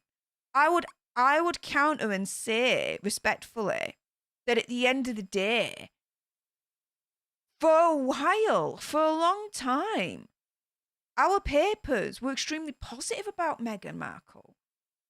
We were happy. We were rooting for her. We were behind her. We were so excited about her coming into royal family and being part of it. It was amazing, right? You can't deny that. Fact of the matter is, it started to turn when she started to turn against the media here and ultimately the royal family. Starting with the little sly digs like the one that we just watched in South Africa, where she turns around and she says, no, I'm not all right. Things are going on behind closed doors, with, again, insinuating with royal family, blah, blah, blah. It's like, what? And then she's being more controlling in terms of, the access and the pictures and not following tradition. Royal family's big on tradition. And in the UK, when it comes to royal family, a lot of it is tradition that, regardless if we realise it or not, we do rely on and we do like. If she's not following those traditions, then that's going to get our backups too. So you can say that they only print one side of the argument, but for a long time, they were pro-Meghan. We were pro-Meghan. When she decided not to play by the rules, not to play the game, right? Not to abide by the royal culture and to a certain extent British culture, then yeah, she got a problem at that point. She got a major problem, and we've got a major problem with her then. Because the optics aren't great anyway. Oh, poor me. As she's living literally in a castle with like a prince and a child, and she doesn't have to worry about her money for the rest of her life. She's set for life. And she's like, poor me. All right, what's don't up? translate, does it, guys, really, at the end of the day? But regardless, Darren, I respect you for at least hearing me out. I respect you for clicking on this video, and, you know, watching at least a part of it. And even though you disagree, again, I appreciate that in the comments you respectfully disagreed with me. And so props to you on that, and thank you very much. And guess who's back? I'm back. Hey, what's up? Woo, woo, woo. Did I miss fireworks? Did you get a critic? Have you been talking to a critic? I got a couple, but at the end of the day, it was more like polite critics, which I'm That's all good. for. Do you know? Yeah, for sure. For sure. No one is Absolutely. immune from criticism. No one is immune of, you know, people. Not everyone's going to agree with you. And that's okay. Oh, and Darren says, I agree at the start, it was great. There you go, right? But Melanie Birch, welcome to the leadership. Thank you so much for joining. I hope to see you this Saturday for the leader-only stream. Let's have some fun. And we've got the one show. Thank you so much for the $10 super chat, my friend, saying you're an unstoppable mind, sister. This Meghan Markle madness sounds like ego run amok. Yeah, to me, yeah. Looking forward to seeing you next month, especially with Jose and Angel finally meeting your mini mighty self. Yes, we will also be doing a Tampa meetup. That's the plan. So get ready for that. Oh, Dan says, I'm nothing if not polite. Thank you, Stef. No, well, thank you. Really appreciate that, mate. But yeah, guys, if you should know her. If you don't, freaking bang your head against a freaking wall. This is the wonderful, the awesome Colonel Kurtz. All her links are in the description bar below. I want you to destroy them if you haven't done so already. Subscribe to her channel. She's doing amazing work at the moment in regards to the Marilyn Manson case, which again, getting emails from Lisa, it's really starting to ramp up now. So you really want to stay tuned with what Colonel Kurtz has in store for that. Also as well, there's the links below in terms of ways that you can consider donating to her as well. And so, yeah. If you go to my channel, I do have a playlist. On my channel, I do have a playlist of my videos about Meghan and Harry. So I do have a lot of commentary there, and also interviews with the attorney Andrea Burkhart, because Andrea is a critic of Meghan and Harry's, and so we've had some spirited discussions. You should have her on sometime. She'd be entertaining. Ooh, I'll certainly. You know Andrea? Have you seen any? Yeah, I know Andrea. Yeah, I know her because she was the one that was able to fundraise to get all the Johnny Depp stuff. Out. Yeah.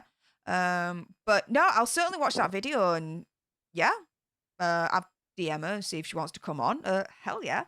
Oh, what are you eating? What were you eating? Was it McDonald's? I'm embarrassed to say it's McDonald's. I'm embarrassed to say it's McDonald's again. Yeah, it's right next door. Oh my goodness. So let's hope that the movie Super Size Me was wrong. that you can eat a ton of McDonald's without any health consequences. Do you know what? Tomorrow, in your honor, for my lunch break at work, I'm gonna get an Uber Eats and I'm gonna order a Mackie D's. I'm gonna take a picture of it. I'm gonna tag you on Twitter and be like, in honor of Colonel Kurtz, I'm gonna eat a Mackie D's. It's the most important American export. You know, that's what really people were really upset about when all this shit with Russia started, is that McDonald's had to leave Russia. And so Russia is like, all these Russians were like, no more McDonald's. Yeah, it was definitely a thing. I remember that bit. Everyone kind of vacated Russia, but it was the Mackie D's one where it really hit home for them. Right. So, yeah. And Stuart Galsworthy has asked, are you a gamer, Stef? If yes, favourite game just now? Yes, I am a gamer. And look forward to the new year, because on my Rumble channel, which is my alternative channel, which again is in my link tree, which is pinned right at the top of the chat there, Make sure you subscribe because that's going to be where my gaming is and my series, the Free the Gob series. Wow, you think I'm unloading right now? I'm having to say things in a different way to not trigger YouTube, but over there, I can literally say what I want in the sense of the words. You know, my message is going to be still the same, but it's just going to be my vernacular is going to be slightly different, guys. It's going to be fun. So don't miss out. Make sure you subscribe to my Rumble today because I'm going to be doing all my gaming on there. Originally, I was going to do it on Twitch, but Twitch is kind of like the same as YouTube in terms of the restrictions, in terms of what you can say and what you can't say to a certain extent. And they've got a buttload of problems anyway that I'm just not going to even want to entertain. I've got enough problems with YouTube. Is Twitch kind of a hassle? I've never done Twitch before. Yes. Or it's just, or not really. Yeah. I've heard horror stories from Twitch streamers. So yeah.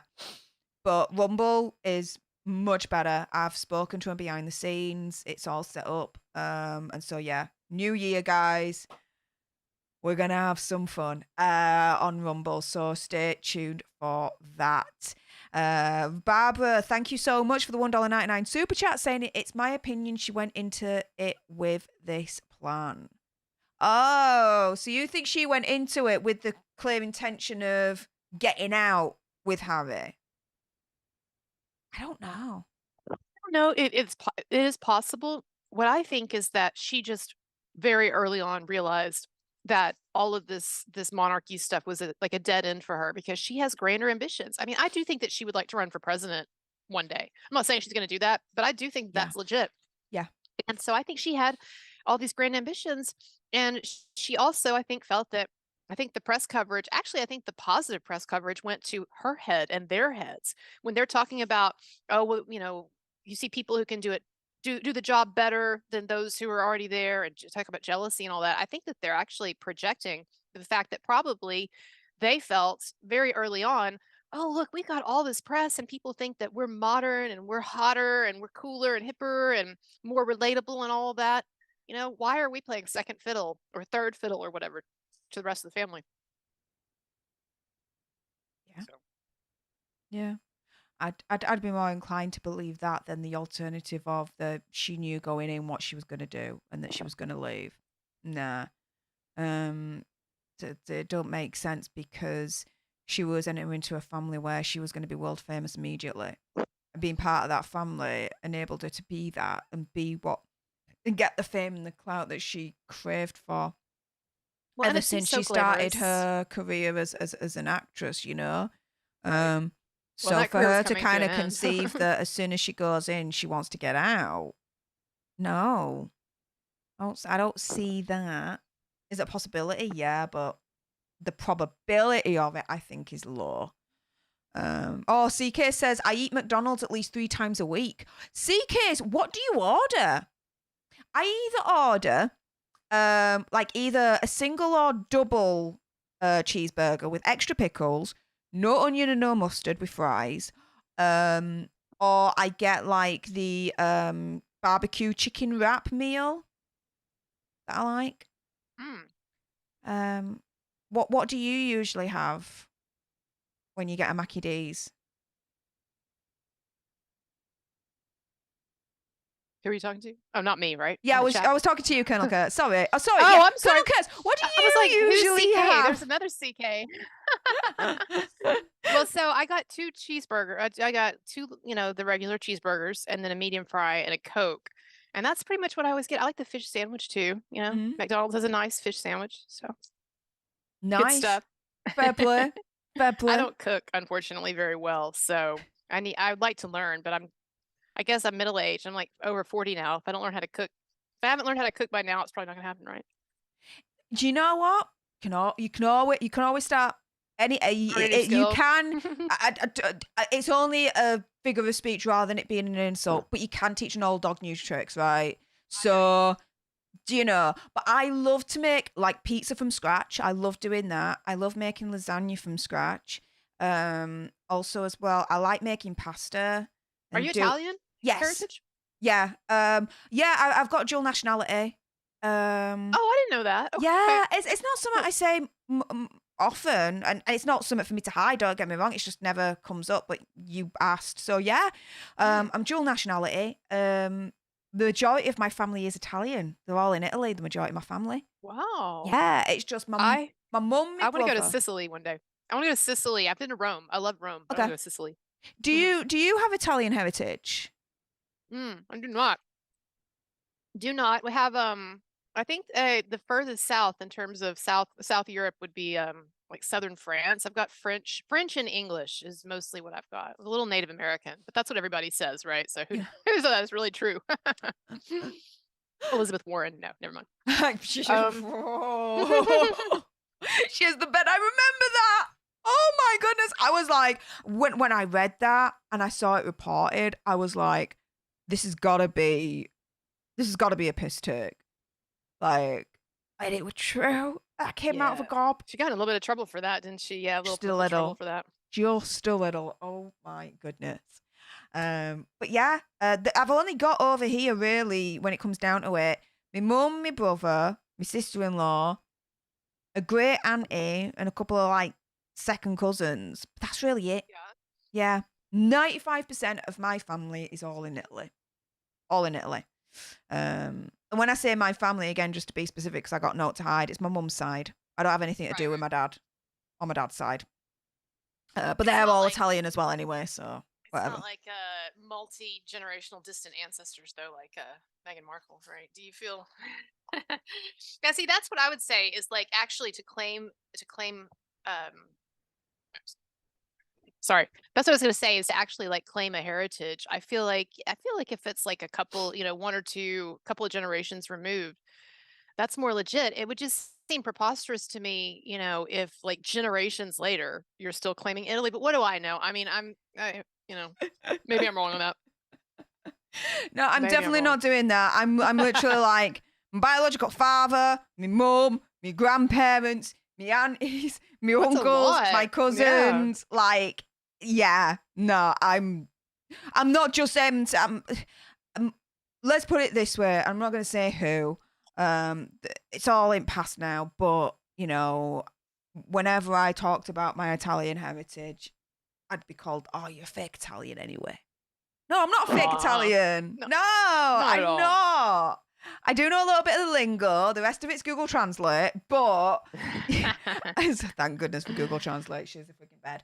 But no, and I do have a life over there. I've got friends over there. It's my second home. Like, yeah, it's a thing. It's not like Meghan Markle and what she's trying to claim with her roots. South Africa. Oh my goodness. Whatever, fair enough. But I just don't think it's the same thing. But CK says, I stress eat a lot, and that's the only thing around. God bless mobile order. I used it before. Bud Light. I used it during Bud Light once it all opened up, but I didn't want to go out. CK says she eats a McDouble, no onion, salt or pickle, and a Diet Coke. Oh, I go for full fat. Everyone knows this. Not sponsored, but I won't say no. I'm a full fat kind of lass. But anyways, I think everyone should be up to speed for episode 5. Right. So with that being said, you guys, anyone that's kind enough to consider donating and does do so, whether that's the super chats or via my link tree, which is the top pinned comment, which is Stream Elements, PayPal and Cash App. I will get to your donations, but it will be after episode 5, so do bear that in mind. But any final words of wisdom for episode 5 before we start it in play on this, lass? I think people are going to find this one really interesting because this, to me, of the three of them, this was the one where they really hit the royal family pretty hard. So we'll see what people think. Really? Oof. Okay, then. CK says, I've been drinking diet soda since I was 12. It's a vice. Fair play. This is my vice for sure. Is that diet soda as well? Well, this is actually, no, it's just Coke. I'm just like, bring on the sugar. Full fat. Respect. Well, anyways, let's go for this. Colonel Kurtz, let me know when you're ready, love.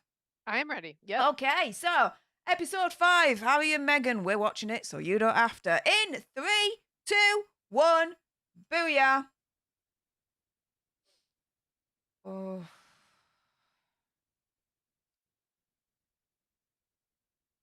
Oh, okay.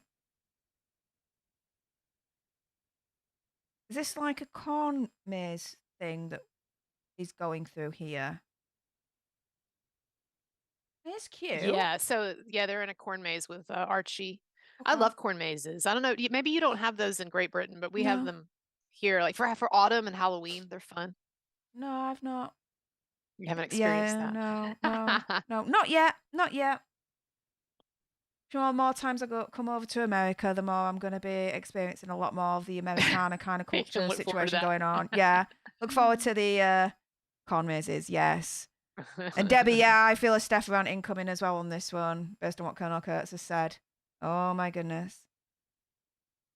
Yeah, this will probably piss you off, some stuff in this one. There we go. Wow. So Christmas Day 2018 was really, really cool. There was this one photo that was taken of what we nicknamed them as the Fab Four. So you got Meghan, Harry, Kate, and William. And oh my goodness, were we just so happy and it just looks Mhm. so wonderful.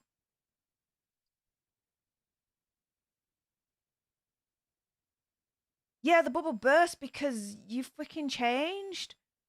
You weren't adhering by the rules and the culture anymore.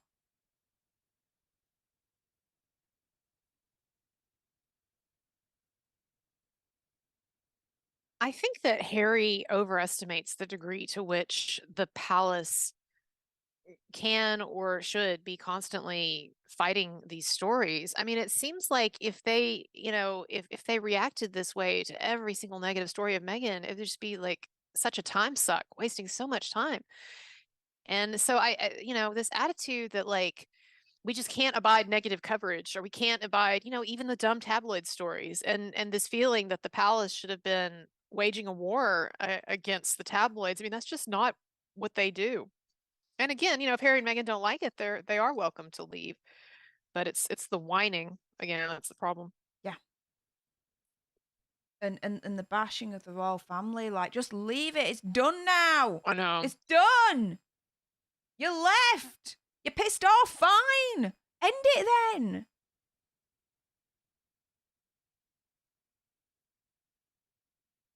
Okay, right. So I think that Thomas Markle, especially younger, I think I see a lot of Harry in the face. It's interesting how people do often go for people who remind them of their parents, because I think that you take a young Thomas Markle and put him up against Harry, there's a lot of facial similarities there, despite the hair. Kind of like a quasi Oedipus complex Yeah, kind of no, thing exactly. in a Yeah, way, exactly. Yeah. right? Yeah, a lot of us are attracted to people who look like or remind us of our parents. So let me just say, this might be an unpopular opinion among Meghan critics, but I do think that the Markle family, let me just say this, sorry, but I think the Markle family really sucks. I do think that Thomas did some shitty things. I know that he raised Meghan primarily, and I know that he spent a lot of money on her education and all that. And I think that's great, and I'm sure he loves her, but he did fuck up with the tabloid. Sorry, screw up with the tabloid Yeah. coverage and selling stories. And it seems like anything that happens now involving Meghan and Harry, especially if it's negative, then Thomas Markle is out there giving another interview to the tabloid. And I think Samantha Markle is just really kind of a horrible person. I think, if we're going to criticize Meghan for seeming kind of narcissistic and messed up, I think Samantha Markle. So that is one where I do have some sympathy for Meghan with the family thing, because I do think that family is a piece of work. Mm. I do agree to a But maybe certain I'm wrong. extent that a family is a piece of work. But then she's a piece of work too, right? So Yeah.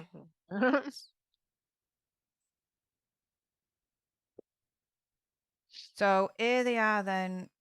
She's describing how this letter to her father came about. I do believe when she says the Queen gave her the idea to write the letter. I do believe that. Yeah. I I mean, do it's a good believe as idea. well the way that she says, there was a lot of thought process in terms of how to send it. I believe that as well. But then the letter leaked, and it's a case of, well, who leaked it?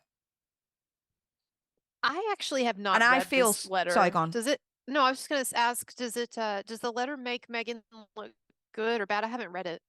or is it just kind of neutral? It's neutral. It's more like, let's put it this way.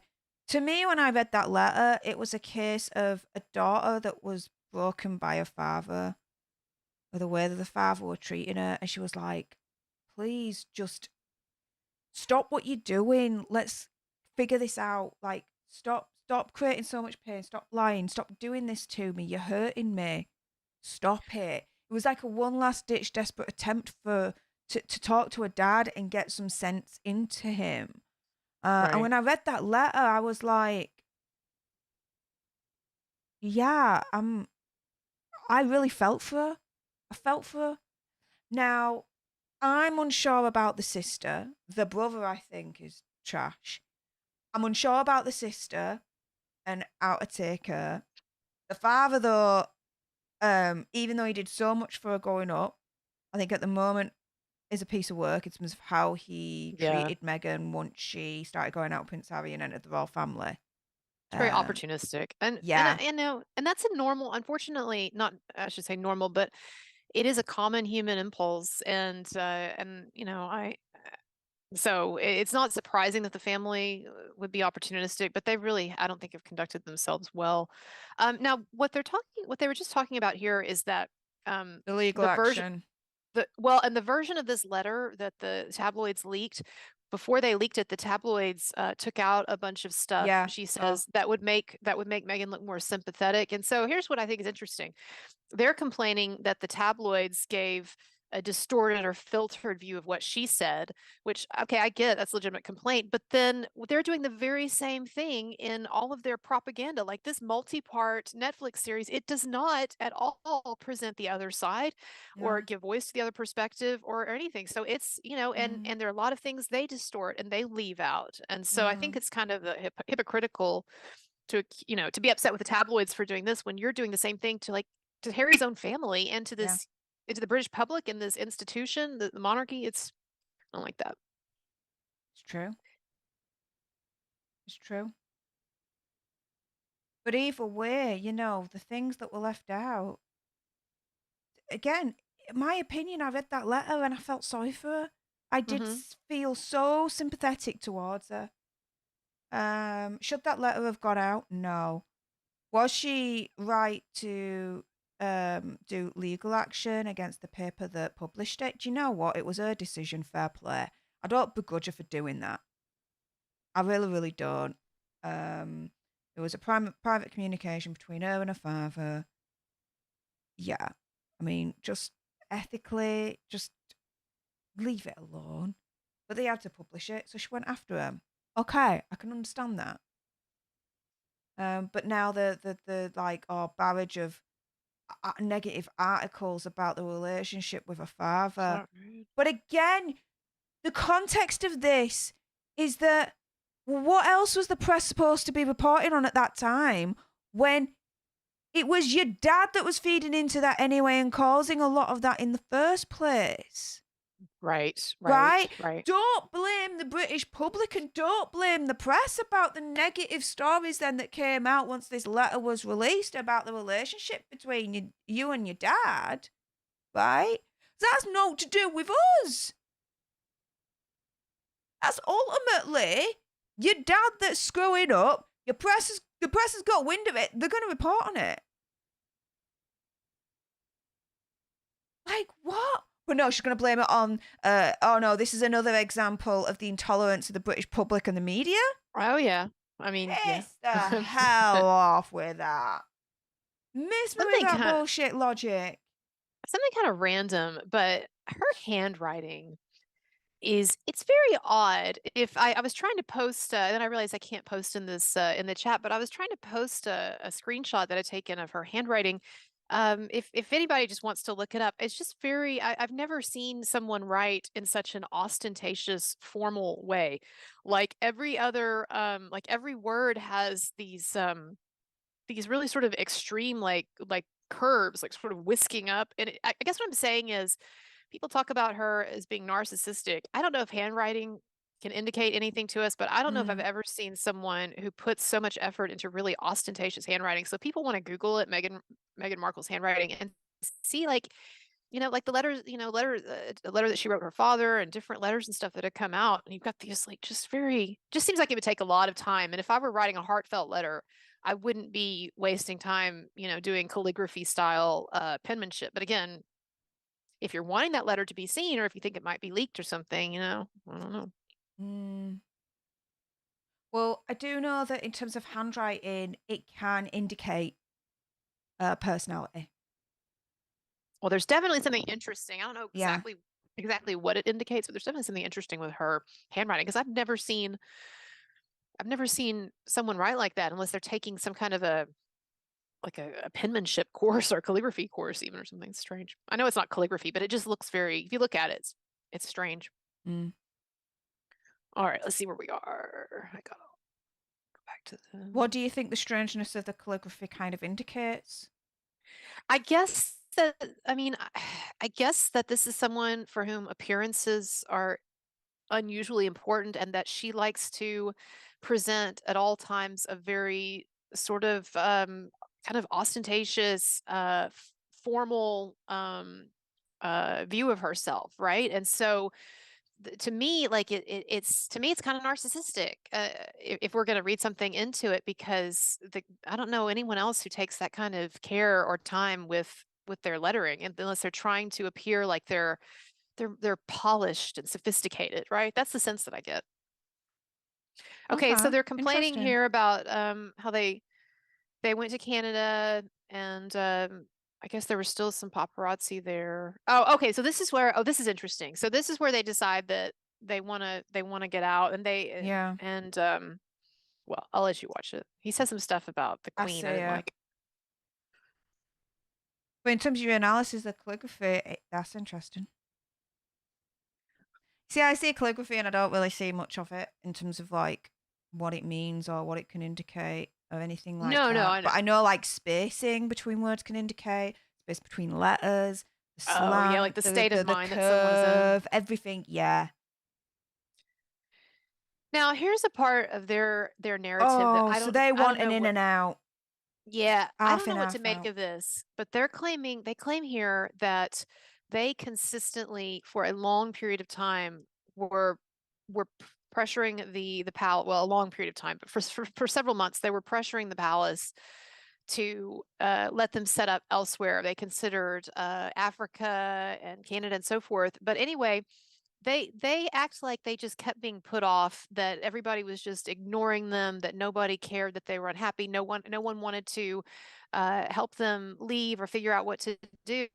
And I just wonder if what they are depicting as being they're portraying it as if they were deliberately ignored because people didn't care or they didn't want to listen to what they wanted. I just wonder if these two got really impatient and didn't realize that when you're dealing with this huge institution and all this, it can take a while to plan like a major move. And it's not like they were just moving themselves. They had all of these things that they wanted, right? It's Meghan and Harry could have picked up any time and just moved somewhere.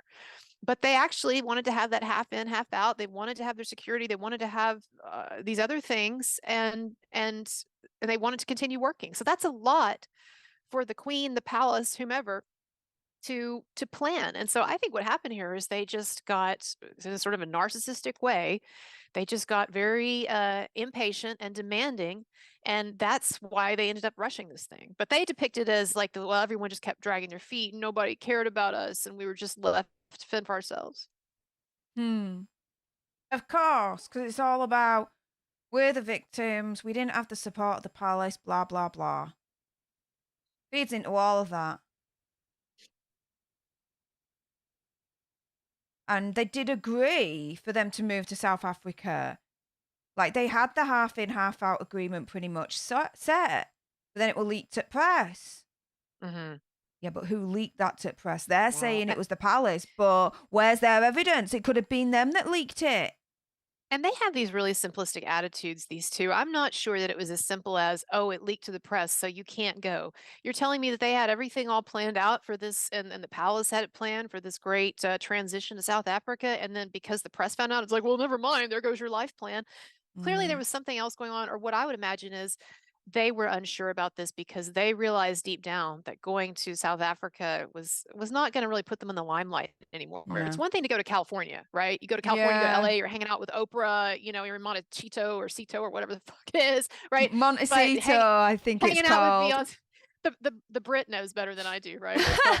No, but Or hanging out. Montecito, whatever. Eh. It must be, it's your Italian heritage, right? No, I'm kidding. I know it's Spanish.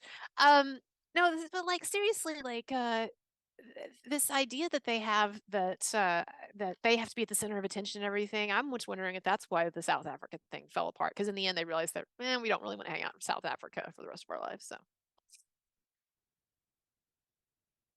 okay, so this is really interesting. Okay. He's just claimed that when he talked to his grandmother, when he talked to the Queen, she told him, hey, why don't you and Meghan come and spend the night and have tea with me? And then he claims that when they were about to leave, they were about to get on the Yeah, plane, she's that then busy. they got a call from the palace saying, oh no, she's busy, it's not going to work out. Now they're acting like that was some kind of manipulation or some kind of a false story. I think what's very obvious here is that the grandmother, she kind of probably flippantly, sort of offhand said, yeah, you should come, and talk and whatever. And then probably she talked to her aides and they said, ma'am, your calendar is booked. Or, I mean, we do this all the time, right? Yeah, Like we I'll say, double yeah, book. exactly. Or I'll tell people, yeah, I can hang out with you. And then I talk to, my boyfriend, or I remember I've got some appointment or a live stream or whatever, and that doesn't work. But of course Harry and Meghan have to cast everything in this really, everything's in this very like sinister, Mm, light. very much so. But at the end of the day, if the Queen had signed off of them being half in, half out, the plan's been leaked at papers wouldn't have changed it. It shouldn't have. It shouldn't have changed it, right? So No. what then happened to change the royal family stance on, no, you're either in or you're out. We're not doing half in, half out anymore. For me, I think it was they asked for more. They pushed their luck. That's interesting. Really tried then and asked for more. It's not surprising. And then the royal palace be like, nah, screw you. You're either in or you're out now. We're not messing about. I see that happening. Just like they claim that they didn't care about titles, or they didn't care about titles for their kids or whatever, but then also there's this like underlying in that Oprah interview, sort of underlying bitching about, like about Archie should have the prince title, this, and it was that, because and he the was black, other. of course, right? That's why. Because Oh, yeah, of course. so racist. Yeah. They don't want to give their dear grandchild a title out of racism. Like I just want to say that is, you were accusing your family of being extremely racist there. What you're trying to tell me is that their racism is so strong that they would rather withhold something from their dear grandchild, from Charles or the Queen, grandchild, great grandchild. They would rather withhold privileges than let those privileges go to someone who is part black. That is just ridiculous. And that is one of the lies that they were peddling in that Oprah interview. So ridiculous. But the thing is, right, here, this is how we value, this is how we want to, contribute towards the Commonwealth and the Queen, this, that, and the other. Where's that sentiment not right now? Where's that sentiment right now? Yeah, to me, it's like you say you wanted to contribute towards the Commonwealth and do your duty, this, that, and the other. Well, if that's the case, then that should be there all along. Yeah. But that's clearly gone out of the window because they're doing it piece after it, piece after it, piece against the royal family. There's literally like the head of the Commonwealth. Like, what the deuce? You are disrespecting, you're desecrating the central institution within the Commonwealth, which is the royal family. Yet here they say, we want to do our bit for the Commonwealth. Yeah. You want to shit on all of it. They like to play the martyrs. And they also like to pretend that they're interested in these higher principles and higher ethics and all of that. And but then the way they actually behave, just like they like to pretend that they're trying to get away from the paparazzi and they're trying to get away from the press and they're trying to lower their profile, even as they're doing like all of these huge media activities, media events.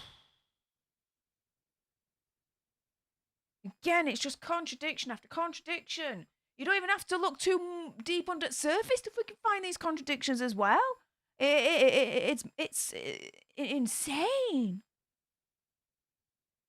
Now she's going to complain that she was not invited to the conversation between Harry and William and the Queen and Charles about their future.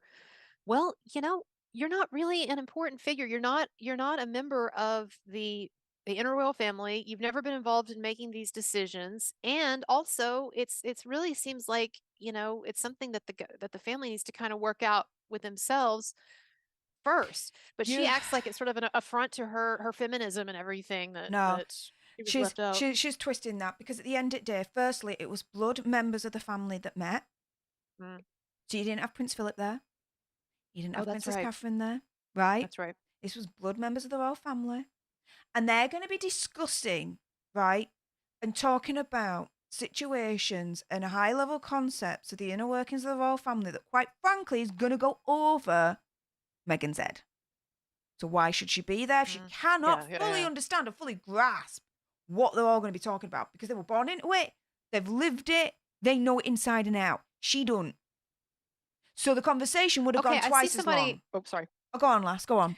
No, you're right. It would have been no, exactly. It was an added complication they didn't need. And also they knew that Harry was representing her perspective, I'm sure, right? Yeah. No, I was just going to say in the chat, I see somebody, Princess Kirill, pointed out that Meghan's friends leaked parts of the letter first. So that may be true. And this is one reason why I guess I'm suspicious of her handwriting, is because if I were writing a letter that I did not think would be made public, I'm not going to spend all of my time doing just all of this like perfect calligraphy stuff with these flourishes everywhere.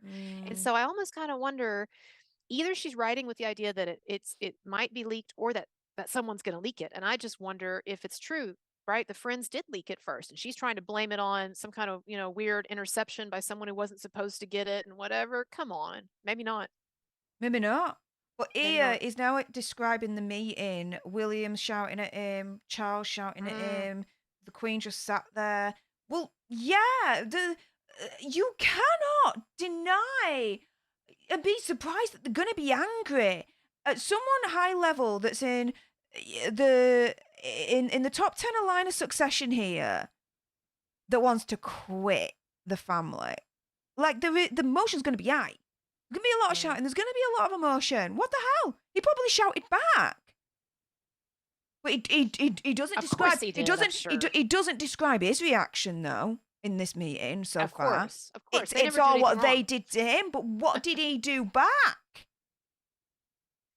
Well, and that's the thing that I'm so suspicious of as well, is that we are getting, I do think that between Harry and Meghan, there's probably some kind of semi-personality disorder going on somewhere in there. I don't know if Meghan's full-blown narcissist, or I think maybe even with Harry, there might be just a little touch of a borderline here and there. I'm not saying he's borderline, but this sort of like paranoia and this sort of sense that like everybody's out to get me, and this sort of distorted thinking. And I think that like, I feel like a lot of what we see here is the fact that these people are just experiencing all of this stuff through this kind of filter of distortion, and they're leaving out what really happened.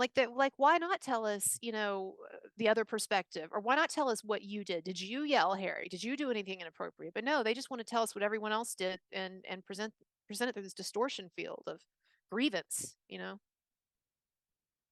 I like that distortion field of grievance. That's I right. like that.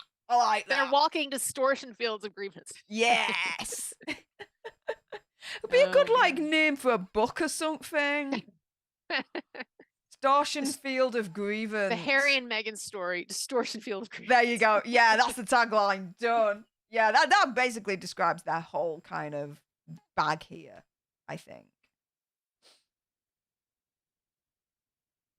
No one asked him permission to put his name in statement. So, again, maybe they thought that you would be okay with it, because they thought it was a story about that William had bullied Harry into leaving. Why would a man with some kind of self-esteem, why would he want other people to think that he was so weak as to be bullied by his brother out of a country? Like, that actually doesn't reflect well on him. So I would think he would be happy with refuting that that idea. Yeah. It's a pretty photo. It is. We loved that photo. It was so cool.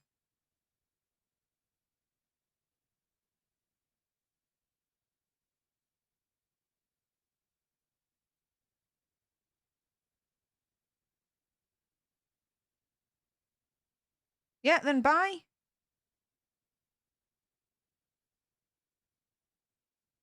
At the end of the day, there's a deep-seated anger with me, with a lot of the public, with Prince Harry, because he has rejected and abandoned his duty as a member of the royal family, and that means then his duty towards the UK and the public. He's thrown us away like we're a piece of trash. It's kind of like how I feel about it. Somebody sent me a message the other day. They were criticizing my stance on Meghan and Harry, and they said, "You're always talking about how people should follow their individual consciences, their individual hearts, and you have your own destiny. You don't have the destiny someone else has given you."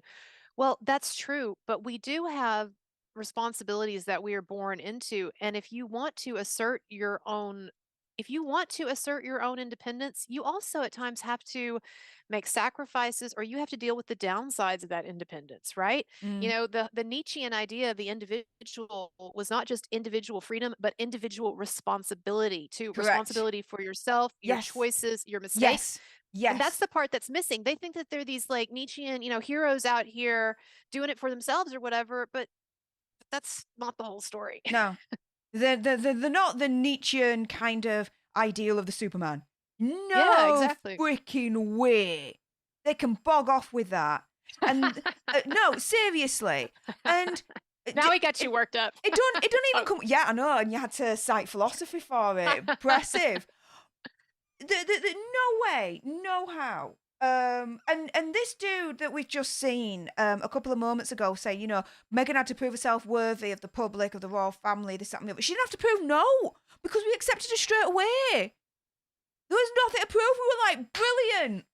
Harry's finally found someone to be able to settle down with, and she's a woman of race, foreign in terms of she's from a different country, again, step in the right direction for royal family modernisation. We accepted her straight away. There was nothing for her to freaking prove. We were there with her. True. We were, boom, yes, Meghan. It's true. This dude here saying, oh, she had to prove this, she had to prove that to royal family in public. What the hell? Wired panel discussion. Okay. Oh, so this is where Boozy. Here comes Boozy, everybody. Oh, I see Bot Sentinel. Oh, here we go. Bot Sentinel. Oh my goodness. Do you know what? I'm all ready. Here we go. Here we A company go. that analyzes tweets. Here we go. We are in. And here it's the same BS that they were trying to throw at us about the Amber Heard stuff. It's a small number of accounts that are responsible for a huge percentage. Oh God, Carrie. Now, this is what I love. Meghan Markle is hiding behind the couch for some indiscernible reason with a bunch of purses around her. I don't really understand what's going on or why she's hiding behind the couch with a bunch of purses. And it's like, Bot Sentinel will analyse this and analyse that. Yeah, and every single report. Oh, here we go. Oh, God. Oh my goodness. Christopher Boozy personally analyzed 144,000 tweets. Oh, look at him. How much did that suit cost, too? That's expensive. Can't afford it anyway. Doesn't he like live in his mom's basement or something? Like, isn't he like a sham? Like, hasn't somebody, people in the chat, right? Like, isn't Boozy a complete scam? And like, you look into him and like, the company's not even really legit. Yeah, look into him. It's like him in his basement or something. There's a joke that Bot Sentinel basically he works out of his kitchen. Yeah. is the running joke at the moment. But this is right. So Bot Sentinel, even by his own words, right, when he did this freaking quote unquote tutorial on Twitter a couple of months back, there's no freaking AI. It's not as complex as he's trying to make it out to be. Bots. No. No, it's not bots. It's literally, you put in certain words, the system then looks for it. Search. It's a search. Yeah. And if you have that word in, then that's it. You're flagged as problematic or whatnot, right? Regardless of the context of what you're actually saying. So if you turn around and said, I could kill for a freaking pizza, you could get flagged if you put in kill as a nasty word, let's say. Or if you're talking about the World War II bad guys, but you're doing it in a historical context, you could get flagged. But then, I mean, freaking Nate the lawyer's even proven this on multiple freaking streams. hang on. These are Yeah. middle-aged Caucasian people attacking her. How do you even know? How do you even These are middle-aged know? Caucasian women creating just constant attacks. How What? do you Seems even racist. know that? That the middle-aged Caucasian? How do you know their And of identities? course, you're going to be able to dig and up their out of race? 144,000 tweets. You're going to be able to dig up some stuff like death threats and everything. Neither of us are excusing that. It's terrible. But to make that representative of the whole, it's silly. And now, and to make Meghan Markle representative of all of us who are criticizing Meghan, that's wrong too. Yeah. Or Samantha Markle, I meant, sorry. How can Samantha Markle be part of a hate group? Just because you criticise Meghan Markle does not mean you are part of a freaking hate group. There have been times, even during this stream, where I've turned around and I've sympathised with her and I'm like, fair play. I agree with her when she did that. Like when she went after Mail for publishing that letter. I was like, fair play. Without her father treated her. I'm like, fair play. The family. Fair play. You cannot turn around and say if you criticise Meghan Markle, you are automatically part of a hate group. That is too simplistic. It doesn't take into any nuance. And Bot Sentinel is exactly basically that. I don't like the way he uses Boozy and some of these people, either the way they use the term coordinated. So all they're talking about is what we've done in the Johnny Depp community, with the Amber Heard stuff, is that people will, when he says coordinate, people will chat online and will say, hey, check this out, or hey, I'm going to retweet this or whatever. But he mischaracterizes it like it's some kind of really like sinister, high level, high tech manipulation. And that's not what it is. It's just people, it's just people with the same interest on Twitter standing up for causes, it's just. But I mean, here he's saying, comparing her to a monkey, disgusting. Racist things, disgusting. Absolutely condemn that, right? No one should be subjected to that. But guess what, right? Welcome to the internet. Right, exactly. Welcome to being famous. Yeah, you're famous. There's going to be people that are going to be talking shit about you, and there's going to be people that are going to be talking evil about you. Welcome to the internet. You cannot take it so seriously unless there are unalivement threats. Right. But when it comes to like attacking your character, this, that, and the other, like, come on. This is the internet we're talking about here. And they're talking about Twitter. Again, I think we mentioned it earlier on, but if they went on to 4chan, I think they'd be done. Oh, yeah. 4chan is a whole other animal. Yeah. They think Twitter's bad. I'm too old to even navigate 4chan. I've tried to go on there and research some different things over the past several years, and I don't even know how to do a basic search. So I guess I've gotten too old. They do have some interesting, crazy stuff about the Idaho killings, but again, I don't really know how to access anything. So, well, we'll have a look at it after, mate. But here she's now all about paranoid. Are we safe? This, that, and the other because of the constant attacks online. This, that, and the other. Like, I can understand that she'll have felt a lot of pressure because you are under a microscope when you're in that royal family. There's no two ways about it. Sure. But she was an actress who was trying to get publicity before. And the thing is I'm very existentialist. You choose every step of the way how you're going to feel and what your choice is going to be. Nothing is outside of the realm of control in terms of your own choice. To do so is a fallacy. To say so is a fallacy. And so at the end of the day, she had a choice. Either let those comments get to her the way that it did or not. And if we are to believe her here, to a certain extent, I don't, she let the comments get to her. To the point where she got all, quote unquote, paranoid. Are we safe? This, that, and the other. She had that choice to feel like that, if we're to believe her on this. Then that's on her. You can't control what other people are going to say and what they're going to write, especially on the freaking internet. Don't even try that game. That'll backfire on you even more. Now, that's disgusting. That podcast saying that the 3-year-old needs to be unalived. If that happened, that is absolutely out of order. Totally Yeah, out of absolutely. order. All right, now this is kind of interesting. They're doing a meditation exercise here. I didn't understand what's going on at first. I was like, oh yeah, they're meditating. Is this like But mindfulness or something that they're doing? yeah, and Okay. it is. It's you would think that it would bring them some kind of peace, but it's actually just it seems like it's another excuse to over emote because look, Meghan Markle, she's about to go on a, another little crying jag again. It's like I don't know. I just can't get over the feeling that all of this is just so manufactured for our consumption on her part, Mm. like every expression, I'm Joan of Arc here, I'm so pained, like it's just I think there's more genuineness with him, but with her, I don't know.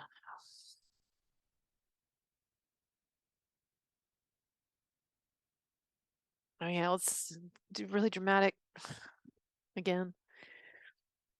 And yeah, Cabeza Block, other people's decisions can influence your life, not just your own. I appreciate that. But again, it then comes down to the basic point of even if other people's decisions influence your life, you then decide how you're going to feel about that and how you are going to then react to that and what you're going to do to that.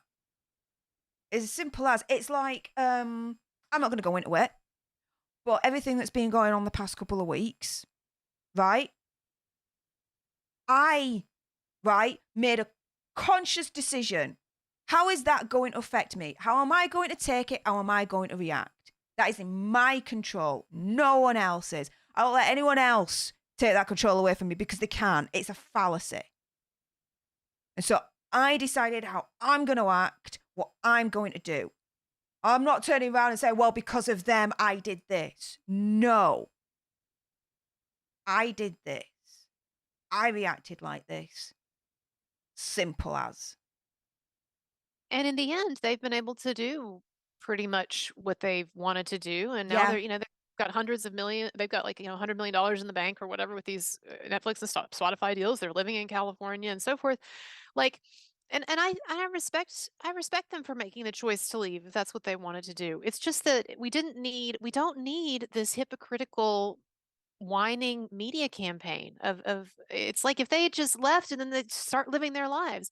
But it seems like living their lives has to consist of, multiple damaging interviews and documentary and a book and all of it. It's like Most so people need to find someone to blame. Now, this again, and I've mentioned this a lot of times here, and hopefully people are starting to wake up to this. Blaming Meghan solely for everything is wrong I agree. because you're taking away the autonomy of decision from Harry, that he has no freedom of choice whatsoever because it's all in Meghan's hands. No.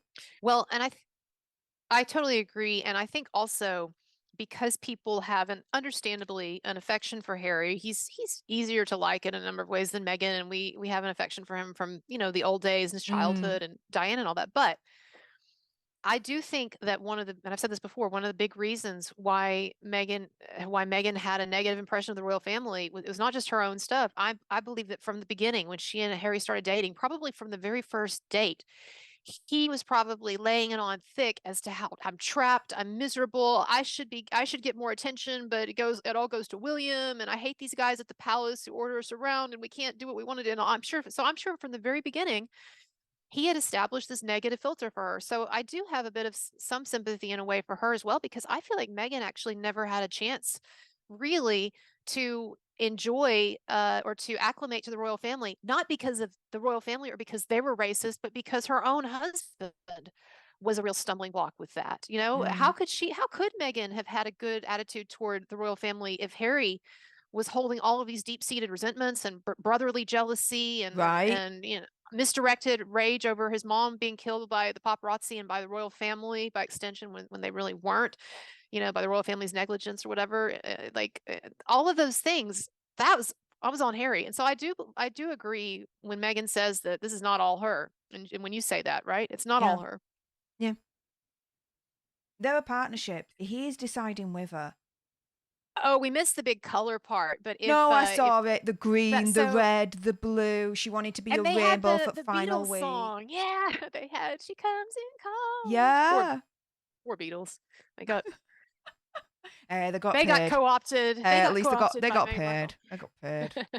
Whatever. I'll be No, weak. you're right. You're They right. got paid. Ah, Man, that ex-wife of Paul McCartney's is another piece of work. the That Heather people were Mills so or whatever. embracing. They were sad that we were leaving. I'm gonna miss the British public, not the press. However, in this whole interview, you've bashed the British public as racist. And you described the flight coming out at UK after the whole thing had been done as your freedom flight. Okay. Right. Yeah. Divs.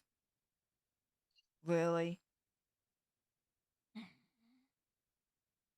Someone says, Rot Hound said Meghan's next Netflix series will be abused by Harry. Well, this does raise an interesting question. What happens if Meghan, okay, let's say that Meghan is really manipulative and diabolical and narcissistic and wants to climb the ladder or whatever. What happens when she realizes that there is a definite ceiling to where she can go with Harry? That even though he now has a nice bank account and he's got, these connections and he's got this fame, he's actually I feel like she's kind of gone as far as she can with him. And I just wonder if she truly is as opportunistic as some people say. Are we going to see her ditching him, for someone that she sees as more, I don't know, can offer her more or more accomplished or more money or more connections? I don't know. Well, you read that Tom Bower book. Yeah. Right? Yeah. That's a potential answer right there, lass. Yeah. Look at how she's behaved in the past. In terms of Yeah. patterns. Leopard never Right. changes its spots kind of situation, right? Right. The more interesting question would be, if that's the case, and they did split up in the future, would the royal family take back Prince Harry? Because without Meghan, he's the only life raft that he's got on the outside world. And when I say the outside world, outside of royal family, right? The royal family is a world within itself. So outside of that, in the real world, he's only got Meghan. Without Meghan, he's adrift. If they split up, the only place he can go back to is the royal family. But would they welcome him back? I think they would. Know. Well, it depends on what you mean by welcome him back too. I mean, I'm sure they would be. I think Charles would. I don't know. William might be too pissed. I've read that William is really pissed, and I think there's probably a lot more coldness or distance between him and Harry than Charles and Harry at this point. I have to run to the restroom. I'll be go right back. Go on. Mm-hmm. Yeah, I don't see a way back for him with the royal family if they split up. And if there is a way back, I think that he'll be in the background, like Prince Andrew. They won't want to do much with him. Appreciate everything you did for our country.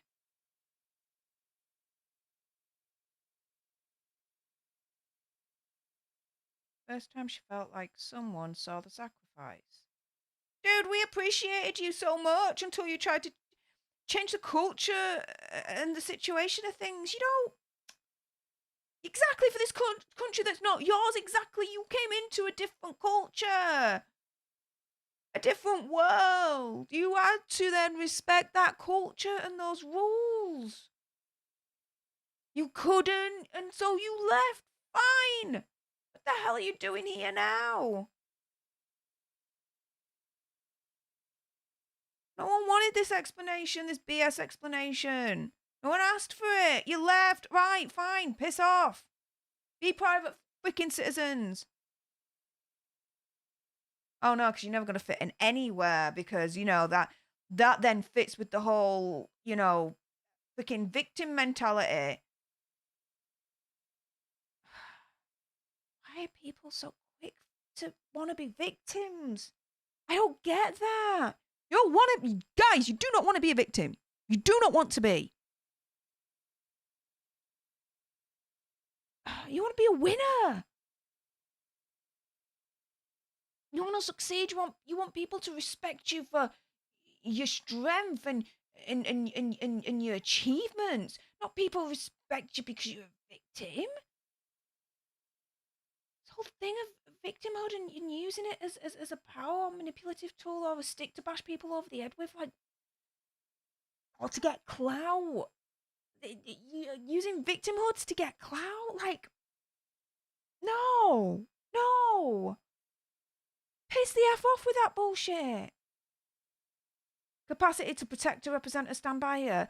There was the whole thing to protect her and stand by her. But again, they're talking about, it's all very one-sided of what they say the royal family did do or didn't do. But what did they do? Because it takes two to freaking tango, right? It takes two to tango. What did they do wrong?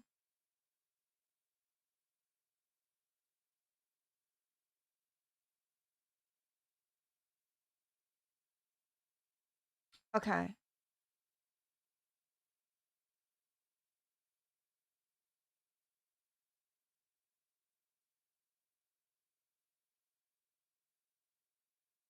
Right, so these are all then about the tours with William, Kate, and Sophie and Edward in the Caribbean and whatnot that created a lot of issues, which I can understand. But there you go, there was negative press about them.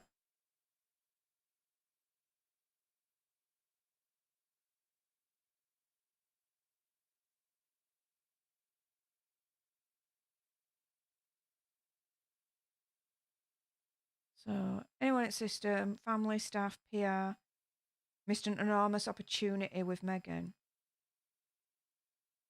and how far that would go globally. Back. Hey up, hon. They've gone on the whole. Basically, what they're trying to say here, I got this now. Stupid mofos. So they went on to the Prince William, Princess Catherine tour of the Caribbean. And that went down like a lead balloon. It just, oh my goodness, it just wasn't. Ugh. It was bad. It was awful. That then prompted Edward and Sophie to cancel their engagement around that part of the world. And basically then it then interjects to Harry saying, well, do you know what? You missed a great opportunity with my wife. Basically, if they treated his wife right, and she was still in the royal family, then all this negative press against Princess Catherine and Prince William when they went to Caribbean wouldn't have happened. No, it still would have happened. Because there were deep-seated issues and anger against British imperialism back in the day. They were asking for slavery reparations. They were asking for independence from the Commonwealth. That goes far freaking beyond Meghan Markle. Right. She's got a high opinion of herself, that's for sure. She does. What? Yeah. Everything revolves around her, right? In some way, negative, positive. Well, yeah, you clearly get that idea. She said several times that, oh, I just wanted to blend in. I didn't want to stand out or whatever. And just, I don't think anybody buys that for a second. No. And the thing is, like, Prince Harry's talking about hate campaigns. It's like, hang on a minute. It's the same old thing in sense of one man's terrorist and another man's freedom fighter. Right. Why prove that it is an actual campaign of hate? You can't just turn around and say these unconnected people have thousands on Twitter. Right. Right? Right.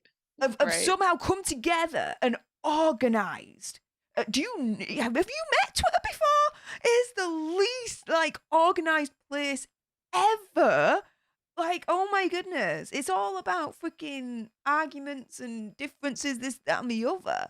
If you try and organize thousands of people, there's then going to be arguments about how it's organized, how it comes out, this, that, and the other.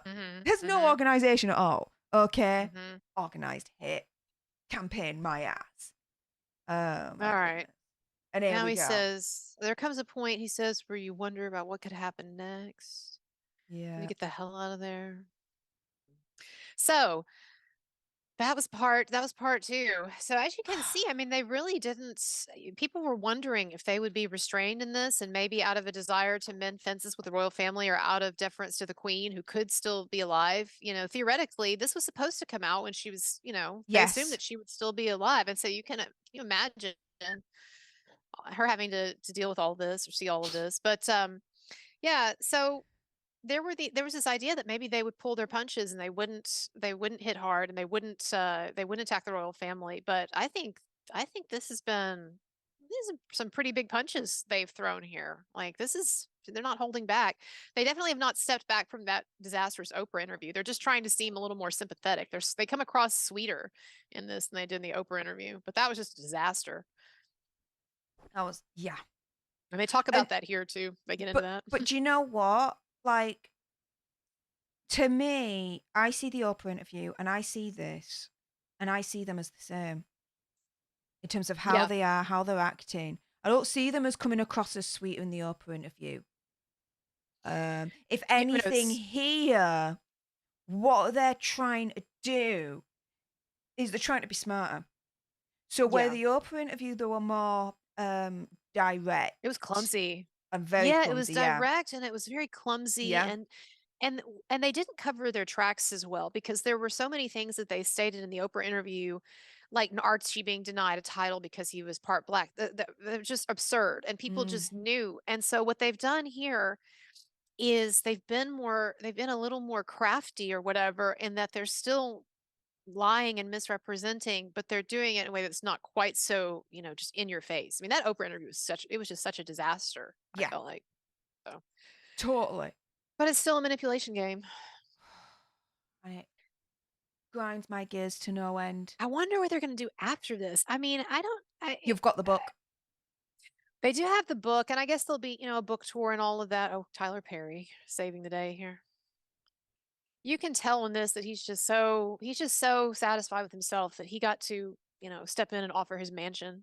Oh, I've not started episode 6 yet, love. Oh, okay. No. That's weird. Why am I on it? Where are you on episode 5? I'm on 0 at the moment because I just want to go through some super chats before we go into episode 6. No worries. Sorry, I hon. just kept going. No, that's cool. But yeah, it just, the Oprah interview was more clumsier but more direct in terms of what they were saying. Here, it's more slicker, more manipulative. I think they're softer in this too. They came across extremely unlikable in the Oprah interview. Meghan had that really, even despite being kind of a little plump from pregnancy, she had this really hard expression on her face. Really, hard eyes, and just a lot of just voices dripping with sarcasm and anger, and there was a real, like, sort of aggressiveness in that interview that's missing here, even though, like you're saying, they're still feeding us the same underhanded narratives. But that's right. And who knows how much they've been coached and directed. I mean, what we're seeing, people have to understand too, is that what we're seeing is a really highly polished, sophisticated product. I mean, sophisticated in terms of how much planning went into it, reshoots, editing, cutting, music, like everything is tailored. This is not a documentary. It's an advertisement. And so it is good for people to know, because just like last night, I was watching it and I was like, oh, well, they do seem upset and everything. And this morning I got up and I was like, nah. You grew. My defenses were down last night. I was too tired. My defenses were down. They got in. They got to me. The bastards wore you down. It's like Invasion of the Body Snatchers. You've ever seen like the old 70s version of that? He's just like, dude, oh my god. Well, go ahead and do super chats. I'm sorry, I keep you running. No. It puts me to mind. I need you on one of our ladies' nights. Would love it. One of our ladies' night streams. We go off tilt. We go proper crazy. I'll DM you afterwards and we'll set some up. I think it'll be a right laugh. Darren Cullen, thank you so much for that wonderful super chat, $6, saying this is the one with all the juicy stuff. That was episode 5. Yeah, and to be fair, like the boozy situation, unless he's in episode 6, if that's it, I don't think he so. basically just spouted the same old BS. That was his moment of fame. His 15 Yeah, minutes. it is his moment of glory, which was really He got like to a wear that lead nice balloon. tailored suit. Yeah, that probably was rented. Opinion conspiracy theory, whatever. Because he does have a default judgment against him now. How's he going to pay for that?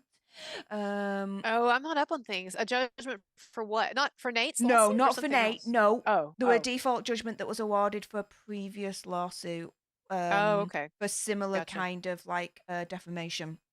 Ah, Essentially, yeah.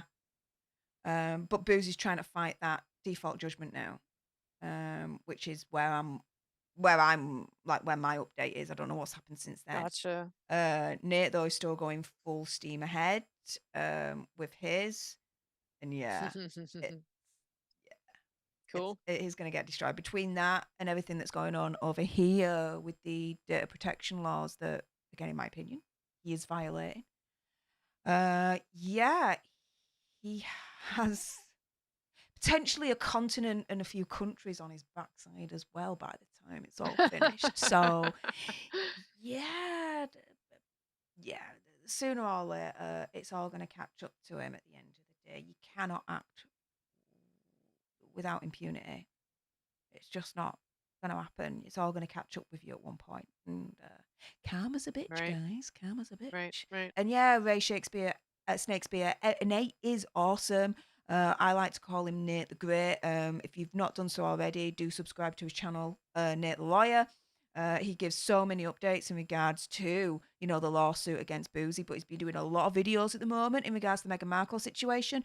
He did do an interview with Samantha Markle that I do advise. I do really recommend you go watch it because it's very interesting. That's a scoop that I mean, no matter what I think of her, I don't like her, but that's still a scoop to get Oh that yeah, interview. Good for him.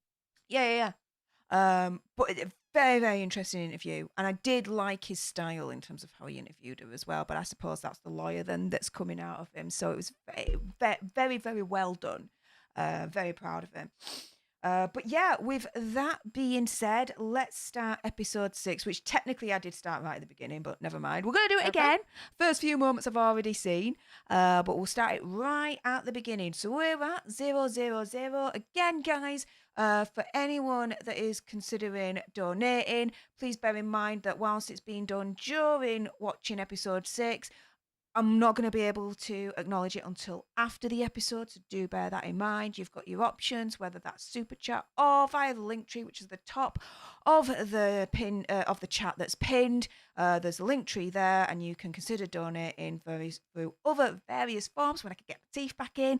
Nearly midnight here, which is Stream Elements, PayPal, and Cash App. Oh yeah, it is late over there, isn't it? Very late. Getting later. But you could also support my friend Colonel Kurtz as well. All her links are in the description bar, which is right at the top of the description bar.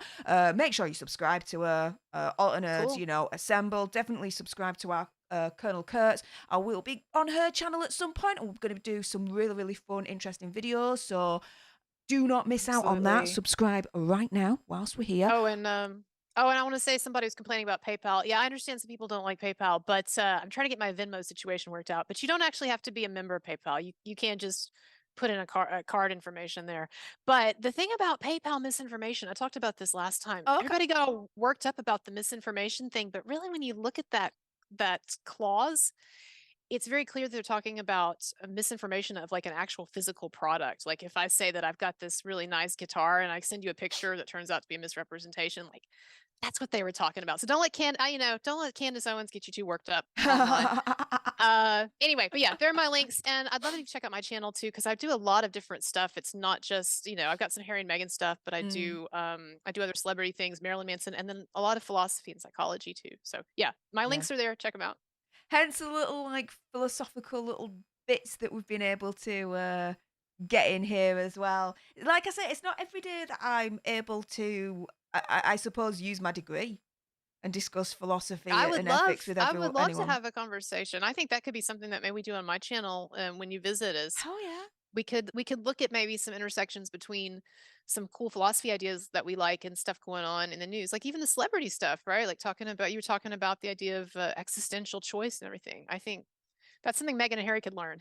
I think so. I certainly think so. But yes, Rothound, yeah, bad mod, yo. Thank you, Yes, get in with your Rothound. bad mod send. Sharing the links far and wide in the chat. Just spam. Just spam Colonel Kurtz's links in the chat. You guys have my full permission. Nay up, Marlana Mars. How's it going? Hey up. Lovely to see you in the chat. And hey up, Mistress Meg. How's it going, love?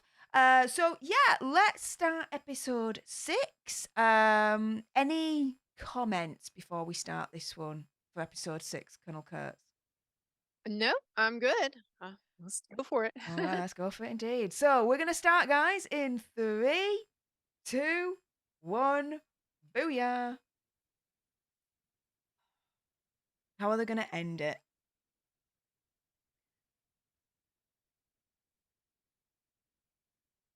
Oh. Well, you will be shocked to know that they complain more. I know that's shocking. Shocker! Shocker!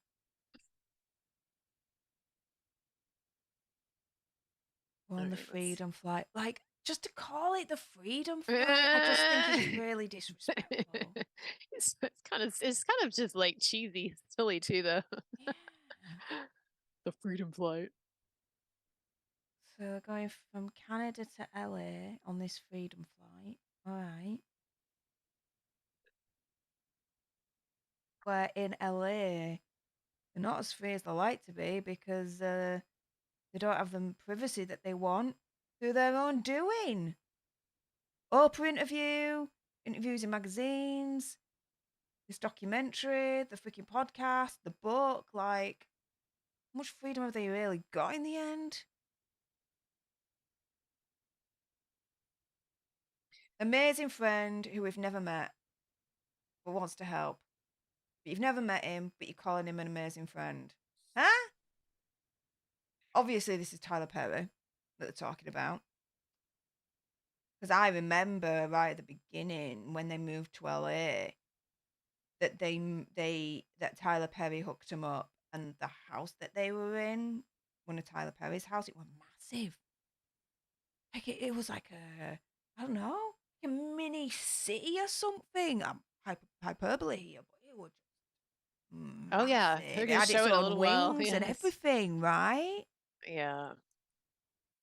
Well, and you can and you know, it's okay, but you can see in this show that Tyler Perry was very pleased to be able to offer, you know, such a generous or ostentatious gift. And again, that's fine, and I don't necessarily want to question his motives because I think it probably he was doing it to be kind. But the thing I'm trying to say is that people at this level of wealth and prestige and notoriety, like Meghan and Harry, it's not like you or me getting kicked out of our house or something, or having to leave our house or something. Like they have, even after they give up the stuff with the royal family or whatever, like they still have at their disposal all of these connections and all of these people who would bend over backwards to help them out, you know, give them a house or this or that if they need it, you know, for a time. So they were not as pitiful or pathetic as in a pathetic situation as they'd like to let on. Yeah, agreed. Definitely not.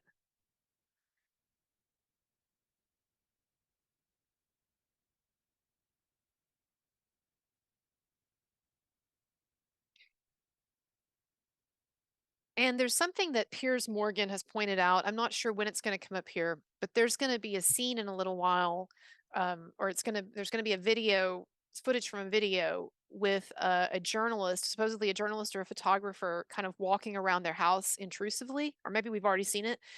Anyway, they try to present it or pass it off as if that is an intruder, an interloper, or someone that they didn't approve, right? Well, Piers Morgan today, and I know he's got his biases and issues, but today he said that apparently that was actually that footage, that person that they got on camera was actually someone that they had approved. It was a royal photographer whose presence they had signed off on. So they're taking some of what they're doing in this documentary, unfortunately, Totally out of is the context. documentary makers are taking footage out of context. And of course, we've already heard about how some of the footage of them being harassed by a mob of photographers wasn't even of what it was supposed to be. It was from it was from something different, right? So there's a lot of real heavy-handed deception going on here with a lot of this. Yeah, we're not on that bit yet. I've not seen that bit. And, Piers Morgan, I'll just say this. Meghan, she made a huge mistake when she ghosted him because, man, that had put him on a vendetta that he has not stepped down from. And I will say that although Piers has said a number of things that I think are dead on accurate, and I loved it when he called them out on the 19 lies that they told in the Oprah interview.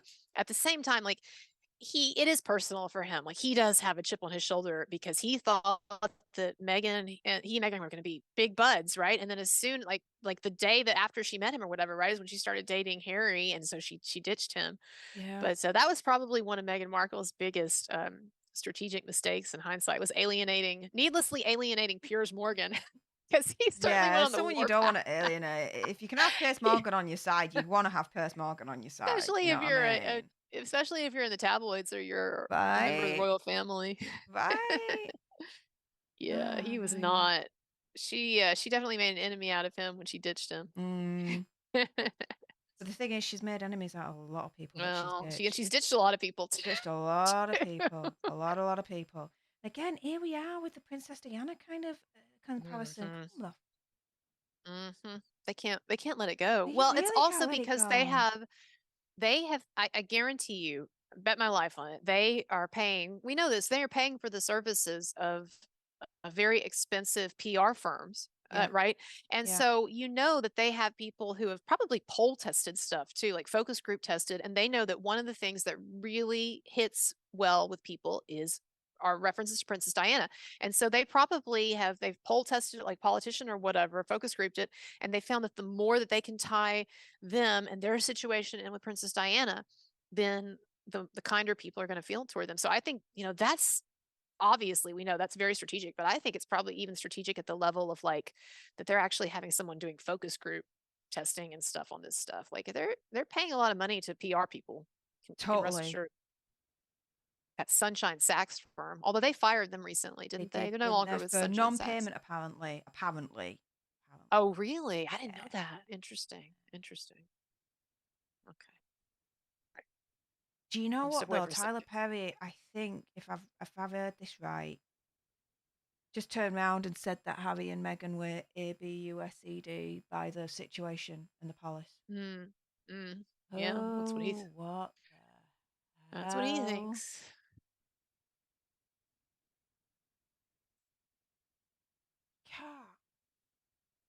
Oh, talk about using a bloody buzzword. Well, and Tyler Perry, he's in the Hollywood. I don't know why he's really an authority. I know. Is he really an authority on anything? I mean, including, is he really an authority on writing good movie scripts? Because I've seen a lot of Tyler Perry movies. Not very good. They're not very good. No, and you know what? I might not think they're good or funny because, again, I'm from a different culture, a different country, and my sense of humor is a little bit off anyway. In the sense of, Andy, he on stream on Popcorn Planet at certain times would be like, right, let's see if we can make Stef laugh again, and he'll show me like these SNL skits. And he's laughing his tits off, and I'm there thinking, and you're like, nah. What the hell is this? Like, okay, dick in a box. You laugh straight away, but for me, it's like, I'm like, what the hell is this? If a guy that I'm seeing, right, comes to me at Christmas and he's like, here's a present for you, and it's dick in a box, I'm there thinking, hang on a minute, this ain't special. I can have it every single day. Like, it's got to be something like unique and special for freaking Christmas. Not your dick. Like, come on, dude. Like, That was Justin Timberlake, right? That's the only one I remember doing that skit. Justin Timberlake. That was funny. My dick in a box. All right, where are we with this craziness? Let's see. So, the speaker to Tyler Perry, basically reminiscing. Harry was like, we had 13 suitcases, and you were like, we could stay here as long as we wanted to, this, that, and the other. Like 13 suitcases, like that between a couple is only 13 suitcases. Like, oh my goodness, that's a lot. We're oppressed. We can't fully unpack. Yeah, but that's a lot. Like, Yeah, it is do a you know what lot. I mean? For a normal person, they'll Well, have but they're a big, they're out of massive touch. suitcase, a smaller one for cabin, and maybe a small bag for like the passport. That's it. Yeah, but I mean, if you believe what Tom Bauer wrote about Meghan in his book, like she has a real sense of self-entitlement about brands and Yeah. about fashion and all of that. Like probably she thinks that having 13 suitcases is not enough, like we should have more. We're living in That poverty. debacle with Reitman's. Oh, Yeah, yeah, yeah, yeah, yeah. oh, wow.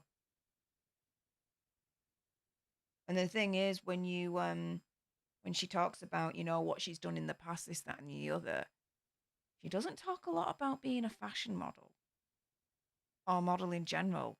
She Mm. really wants to bury deep that Reitman's Well, and the thing that she can't situation. bury deeply, the Deal or No Deal situation, she wants to write that off as Mm, oppression, right? Sexist oppression. They didn't yeah, want me for my brain. They wanted me for my beauty. Well, yeah, sweetheart, because all that the job entails is I did okay, a maybe video if you've on been hired that, as a nuclear physicist, then right? I did a video on that, and my argument was this. How many brain cells does it take to fucking stand there, look pretty, be charismatic, and open a damn suitcase? Hello? What? She knew exactly what she was going for when she applied for that job at Deal or No Deal. I mean, come the hell on. she really Um, likes to rewrite her history. she She really really does, does. doesn't Whether she she? believes it or she doesn't. But I mean, she does it so much in this show that we've been watching, right? Where she's claimed in about multiple interviews. She's going to say it about the Oprah interview, and she just said it about the Africa interview. She'll say, "Well, I didn't know that they were going to put the controversial stuff in the interview. I just thought that they'd be interested in my views on Africa or on philanthropy or whatever." Right? Like she, in both of these instances, you'll see it in a little while. In the Oprah interview, she's shocked that people care about the family gossip and whatever, right? I thought that they would be interested in mental health. You'll see in a minute she says that. What the Yeah. hell? Yeah, you didn't think they would care you basically calling your famous royal in-laws racist. You didn't think that wouldn't raise an eyebrow. That might not even make it into the interview, huh? Come on. Like stuff like that where they just give it If you away. didn't think that the controversial stuff was, if you thought they weren't going to include the controversial stuff in the interview, well, guess what? Radical idea. Don't freaking say the controversial stuff then, and it won't be in Well, the and if you thought interview. that, you're stupid too. You're not as bright as you'd have us believe, Meghan. If you really thought you sit down with Oprah and you trash your husband's family and you think that's not gonna that's not gonna make the final cut. Oh man. And the thing is, like, they're talking about this barrage of like reports, this, that, and the other. Well, guess what? Right? It's all about and it's YouTube as well, right? So YouTube's the same thing. When something's trending and there's a lot of interest in a story or a person or whatever, it's going to be hit hard. You're going to get articles after articles after articles. Same thing on YouTube. You're going to get video after video after video after video, and you're going to get multiple channels talking about the same thing, but in their Mm-hmm. own way, their own Mm-hmm. perspectives, this, that, and the other, Mm-hmm. right? Sure. So there are periods where there is no press intrusion. There is no press interest. No one gives a fuck about them. Until they Mm-hmm. open their damn gobs and they say something stupid, then it's going to be newsworthy. I'm sorry. Right? Yeah, yeah. But before the Archetypes podcast, where it was basically me thinking it was the weekly stupid thing that Meghan Markle has said yet episode Mm-hmm. series, Mm-hmm. and before the royal family where Queen Elizabeth had passed away, she did that interview by like a week before in the cut. There weren't that Mm-hmm. many stories Mm-hmm. about them. I'll give a shows, right? Yeah, and and also I think again, like thinking about someone like, and this might seem kind of random, but let's bring in someone like Kim Kardashian. I would say that she has gotten just as much, she gets as much media attention as these royals do, and yet I will give I her would this. There's a argue lot of things I more. don't like about Kim, and I know people are upset about the Balenciaga thing or whatever, but I'm just saying, like, she she has never had. I've never seen in her that hypocritical attitude about the media where she's bemoaning the fact that they won't leave her alone. Like she knows what she's doing and she's okay with that. Like she's made her peace. These people, they want to have it both ways. They want to Yeah. have all of that notoriety and acclaim and they want to be friends with Beyonce or whatever, right? But at the same time, they don't want the negative. So I admire in some ways Kim Kardashian for that. Yeah, but I would argue that with Kim Kardashian, actually, the media around her is bigger. It could be, yeah. Because Yeah. a lot of it is manufactured by the Kardashian family anyway. Yeah. Right? Yeah. So I That's would true. That's a good argue it's point. bigger. That's a good point.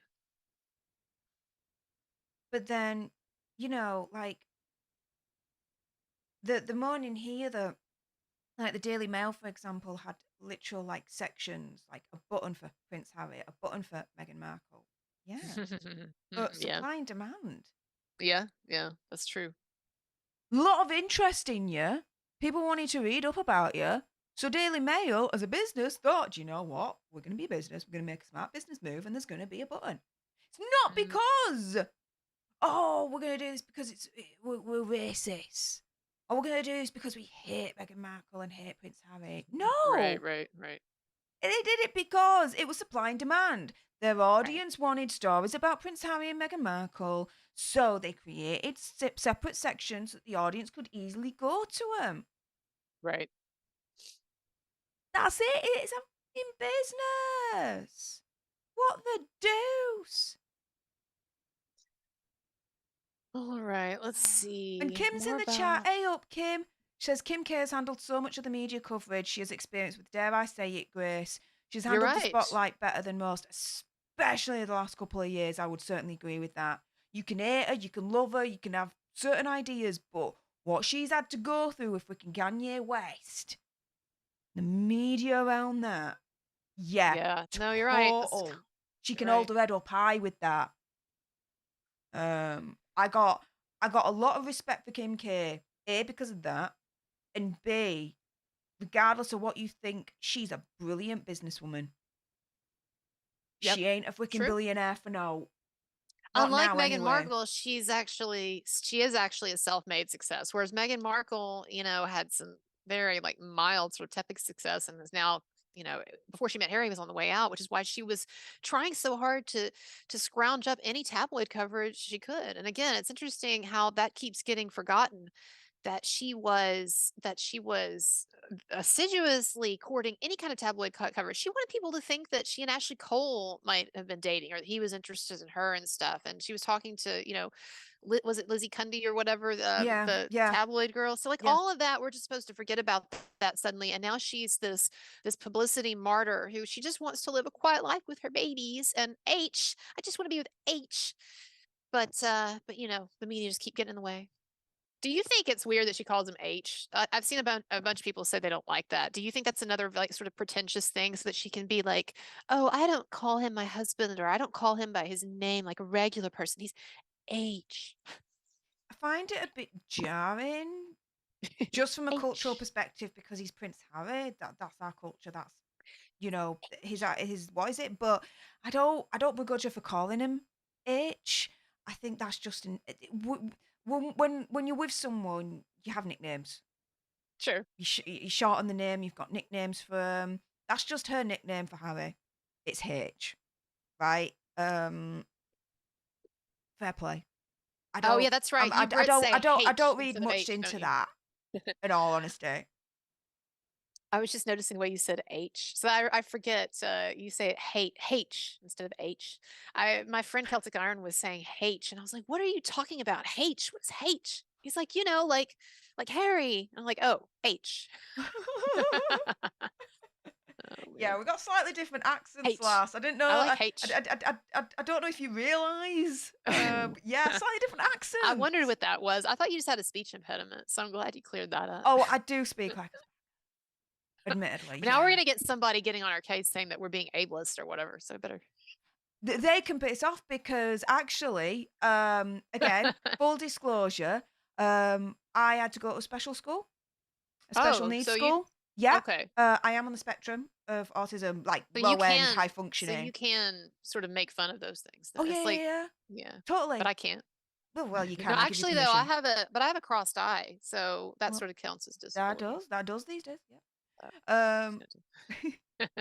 I literally had to be taught everything. Well, good for and look how brilliant and how eloquent you are on this show. Like that just That's really, that just shows that disabilities can be overcome, because nobody would ever guess that you had any kind of an issue with anything, right? Yeah. As fast as you are on the show. I didn't speak until I was about 4 years old. Hmm. Um, And then you and never then shut up. and No, then I I'm never kidding. shut up, basically. Yeah, yeah, yeah, yeah. That's the way it goes now. But yeah, Mm. I had to have. I went to a special needs school for the first couple of years, and Hmm. then my mum took me out of that because she was like, "No, I don't want her to be in that environment. I wanted to be in a I don't know what it was, but normal in I know school what you mean. environment," Hmm. which was probably one of the best decisions she made for me. That's excellent. But the school then appointed me a special needs um, uh, worker that was with me every single day, and we did like extra lessons apart Like a from the tutor, normal I SCAT guess. Yeah. class. Yeah, where I was taught, to speak, to pronounce things, to spell. Um, it was literally like if you how do I put this? You have this contraption where there's holes and it's different shape holes, circle, a star, and a triangle, and you then have the physical shapes where you've got to put them in. Didn't know what to do with them. I didn't know where the shapes go. Hmm. I Oh, yeah, literally, spatial stuff. yeah, Interesting. I literally had to be shown where they went and taught that way Hmm. because I didn't have that awareness, that knowledge, no nothing. My Hmm. development, my developmental process, my younger years, they were very formative, just weren't there. Hmm. And so, yeah, it were. My mum says Hmm. it was difficult, but yeah. So basically, the moral of that story, yeah, I could take the mick because yeah, quite yeah. But anyone can. At the end of the day, this whole thing Yeah, of, yeah, I know. I agree with you. I agree with you. do you I know? agree with you.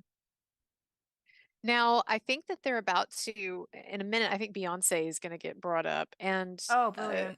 And I just want everybody to notice how cringy the exchange is, or how cringy what this exchange she has with Harry about it is. So when it comes up, I'll point it, I'll say, everybody watch, because I thought it was one of the cringiest parts of this thing is when Beyonce. Oh, Brilliant. actually, it's after the Oprah interview. So that hasn't happened yet. But after the interview, No. you're going to see. It's cringy. Mm. So cringy the way they name drop Beyonce in this.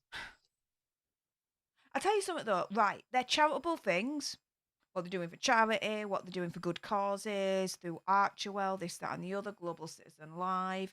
Um, Fine, not a problem with it. Invictus, I've got a problem with in terms of I think that it's used now more as a PR firm Yeah, well, 'cause rather that's what I'd like to than say. How much good work is actually being done by Archwell? Because a lot of these foundations, and y'all know, some of the charities and stuff that people have are scams, or they take in so much for fees and for salary and administrative costs. Like the Clintons made, and I'm not trying to get political, but the Clintons made so much money off of that. Brett Favre, he's being investigated now, right? He was basically using his charity as a piggy bank. So like this stuff happens like you want to see the books, like you want to see how much of the money that I give is actually like directly helping people versus probably most of it is administrative costs and salaries, and it's like a PR thing for them. So yeah, I hear you, commenter.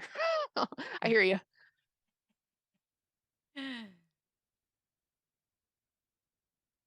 But raising awareness, doing charity, this, that, and the other. Yes. Yeah. Yes. Do that stuff. Be known for that. Don't be known for the notoriety of your attacks to the royal family. This is what they're good at. This is what they can do. Well, I would just focus on that. My goodness. Someone says they do not sit at that desk together like that. Ha ha. Did anyone notice that? Oh. Oh, of course, some of it's staged, in my opinion, conspiracy Yeah. theory, Oh yeah, whatever. no, no. I mean Like the basically shots are a lot of so it. artfully done. Like, I I know. think it was the last episode that we just watched where they're Right. both on couch. Harry's laid back, Meghan's hunched forward, and the angle of the camera, it's just too perfect. It's too perfectly set up for that to be so naturally just their default position Yeah, in that. yeah, Do you yeah. know? And not and I suppose like um the work that I do on YouTube and understanding a lot more in terms of camera angles and filming and all that Makes you technology more aware. makes you more Yeah, aware absolutely. of of, Absolutely. of, Of of these shots being you don't think about it, but now it's like it makes me more aware these shots are so staged, in my opinion. well, and I agree. And also, I think that hopefully we've become just a lot more educated on how the modern documentary is not interested in showing us an accurate or attempting an accurate representation of the truth. The modern documentary, and we see these all the time on like HBO. If I hadn't already been through this thing with the Marilyn Manson case and seen how HBO Phoenix could put Rising. together a two-part documentary that seems on its face just gripping and horrifying and all that. I mean, yet I know all the backstory and I know it's bullshit, right? But until like you really start to get a sense of this new media, and I talk about this a lot on my channel, as you know, but we're in this new media age where the old rules don't apply. And so the idea, the sort of antiquated idea that you watch a documentary to get some sense of the truth. No, I mean, we're watching very slickly produced propaganda now, and Yeah. you see that a lot, unfortunately. But a lot of people, unfortunately, aren't very discerning and they just eat it up, you know. Mm. A little bit. A little bit. I have mixed feelings on them calling their second child Lilibet. Yeah, I don't know what to think either. I'm Do you torn. think yeah. On one hand, I'm thinking, I want to call the child that. They're the parents. They choose Lilibet. On the other hand, given their position in the royal family, it's like the only person that's called Lilibet was the Queen, and that was Mhm. her nickname. It just, I don't know. It's like disrespectful in a way. But then Well, I'm I like, sort of agree. I see what you're it's saying. it's but it's their choice and they can name the child whatever they want. So I'm torn on how to feel about it, whether I'm in defense of them or criticizing them. Mhm. No, no. I think where it's kind of where I'm a little bit doubtful is it just seems like everything with them is in some degree sort of it's propaganda or it's a PR move. And so I just wonder, like, I guess this is what I'm saying. If you really revere your grandmother or the queen and you really want to honor her and show respect, maybe what would matter more to her than you doing this token thing of naming your daughter after her, maybe if you'd have the respect to not go after the institution, to not go after publicly go after the institution that she has devoted her entire life and has sacrificed greatly for it. That's probably a mark of respect that she would prefer. Yeah, you can name your kid after me, but hey, would you stop trying to destroy my life's work in the media, please? Yeah. Yeah. And saying that my country Right. is racist and my family are racist and I'm racist. And I mean, Yeah. I hate in this documentary how they distort her colonial, they distort her record to make her seem not only colonialist, right, but colonialist in the sense of being in the worst sense of the term, the racist sense of the term. Meanwhile, if you actually, I know some of our viewers know, if you actually look at what Elizabeth did during her reign, she took a stand against apartheid, which was considered kind of a strange thing to do, because the Yeah. monarchy are supposed to not be political. She took a stand against apartheid, and also she when she went to Ghana, she danced with the president. I think it was the president there. And this was in a time when, as some people point out, in the United States, women weren't even, you didn't even see like interracial dating, and particularly in the South, it could be dangerous for a woman to dance with a black man. And so there were things that she did that took a stand. There's never been any evidence that she's racist or anything like that. No.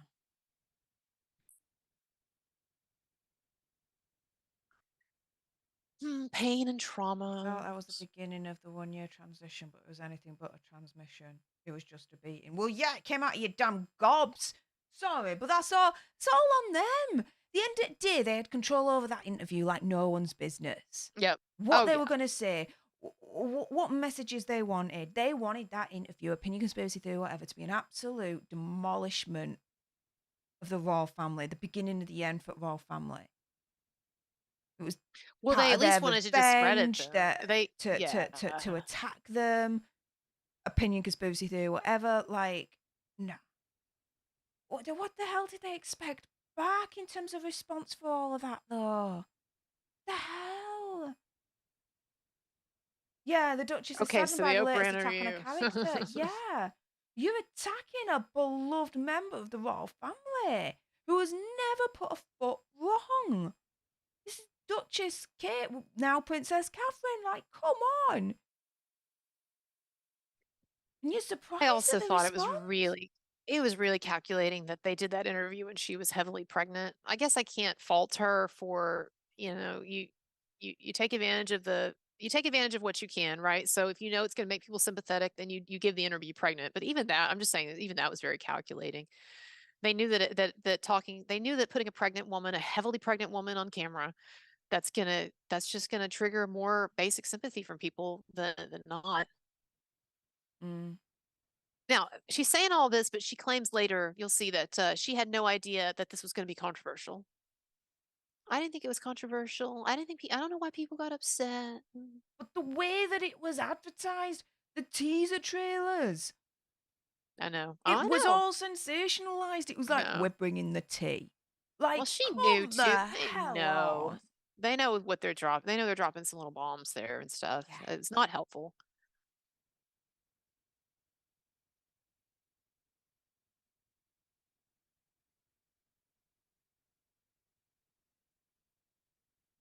Okay, yeah. So this is them watching the Oprah interview. Okay. God, All right. I'm cringe, really like, how are they trying cringe. to explain this right now? Like, I'm waiting for this. Oh, they're gonna explain it like we didn't know. I didn't know what I was doing in a minute, but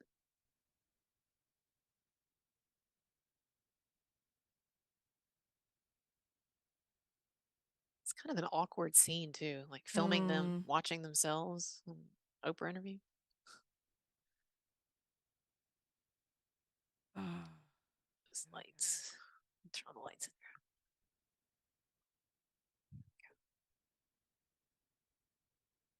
I mean, out of everything of this is the bit where I'm like, right, I want to know how they're going to try and spin this. I want to know what their quote unquote explanation is going to be. Hang on a minute, are they filming them watching it at the Yeah, that was time? them watching the Oprah thing. Supposedly, do we really know that we're getting them Well, I really mean, to be fair, you can see there that Yeah. the pregnant belly. Yeah, I would say so. They're Is it filming. pregnant though? Hang No, on, I'm kidding. is it? This ain't Gogglebox. What the hell? Why are they filming It's themselves, what? watching themselves? I Oh, know. Gogglebox. It's a reality show in the UK where it's a program of people watching TV and how they react to it. Mm, Basically, reaction videos on YouTube, but on mm, TV. Yeah. hmm.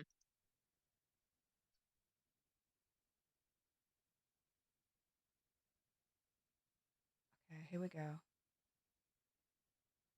You see the laughing, the smiling. It's as if Mm-hmm. weight's being lifted off their shoulders that they did that. They probably, you know what? They are so delusional, self-delusional. They probably thought that the interview had gone well for them. And I think you're going to see this until it starts to kind of like a little bit sort of dawn on them that, oh, people didn't like that, or people thought it was self-serving and manipulative, or people thought we were attacking the palace. I don't know why they thought that. All right, here's Mm. comes the Beyonce thing. Again, I think it's just so Oh. cringe.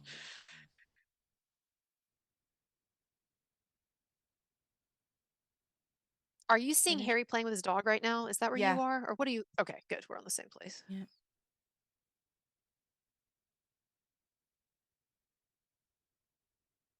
Talking to our mom here. Mm.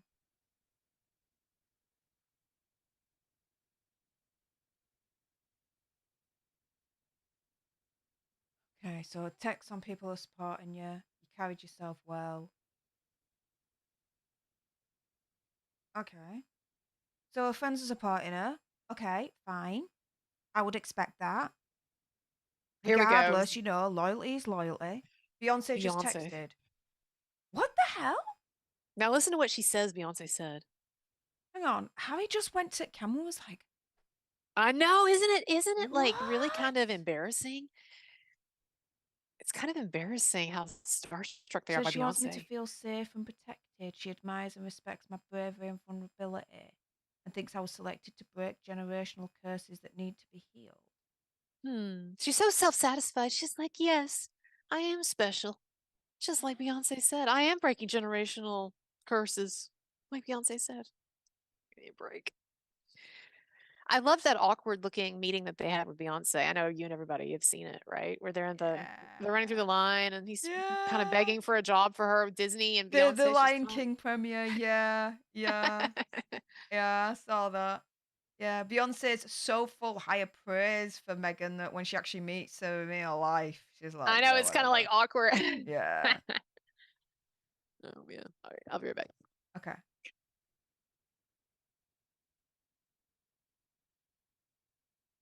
Okay, so the palace, of course, are going to issue a statement. On behalf of Her Majesty the Queen, the whole family is saddened to learn the full extent of how challenging the last few years have been for Harry and Meghan. Issues raised, particularly that of race, are concerning.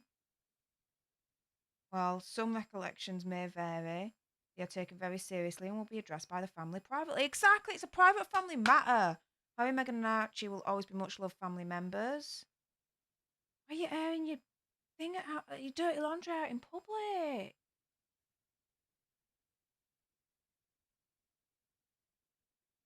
I got a text from his brother. That's Prince William.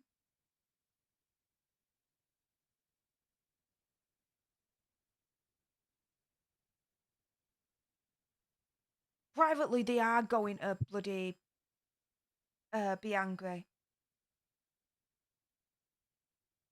I think this is where it starts to kind of sink in that maybe they goofed up. Yeah. There she is, sort of like somberness here, settling in. They like Mm. maybe that didn't go so well for us. Of course, now they're doubling down. But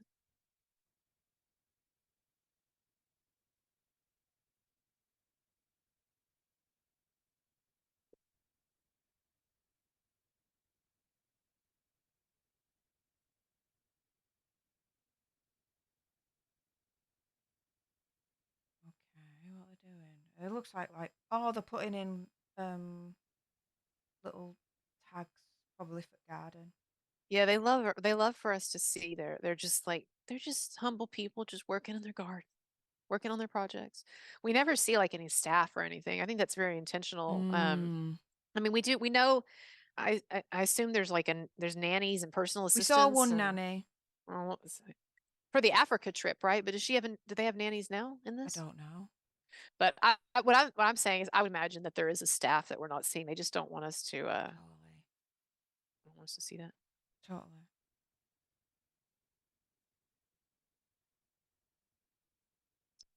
I guess is this the death? Oh, the death of Prince Philip. Yeah.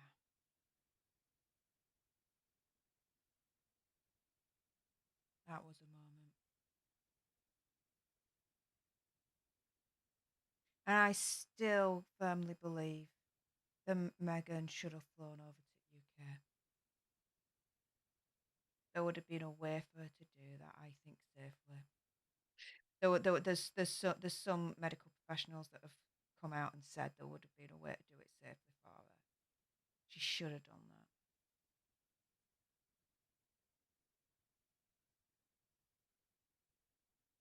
Yep. Every single black cab in London paying their respects. Yeah. Because this is just a small little piece for you guys to understand how much the royal family is beloved, revered, respected. And when you try and shit all over that, you cannot then cry freaking victim because you decided to do that. That's then your fault. Would you expect Harry more than Meghan should have freaking known that? Mm-hmm. Again, you can't cry racism, you can't cry misogynist, you can't cry hate, when actually it's all that. If it's true, okay, if we're to believe them at the word, all that is a reaction to what they're doing in the first place. They're the causing of all of that. Right. Right. Without them opening their gobs like this and doing what they're doing, then there wouldn't be any hate, there wouldn't be any misogyny, there wouldn't be any of this. Again, if that is the case and that is what's happening, which I highly dispute. Mm-hmm. Well, let me rephrase that. To the extent that they're claiming.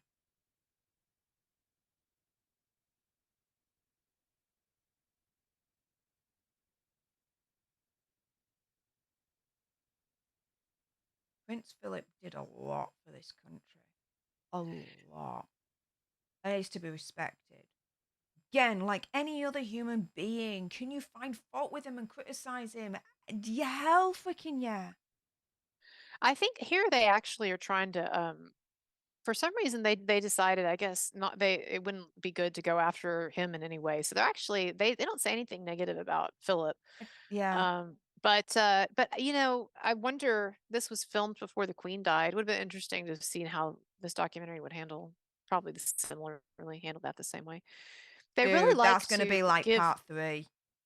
they really like to give the impression in this documentary that the Queen is not really in control of anything. Like I feel like the way that they keep describing her in these interactions and these interviews and stuff is that she's basically this kind of like sort of doddering old lady that is just being pushed around by these palace gray men in suits. I think that's a disservice to her, you know, that she's depicted as sort of being kind of out of it, out of the loop or whatever.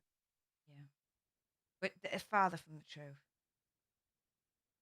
She's the head of family. She's head at Commonwealth. She's head at state. She's head at Church of England. You're telling me she doesn't have control over.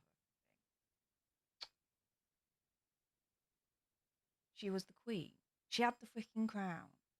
King Charles, he now has the crown. Yeah. He's got the control, just like Queen Elizabeth did.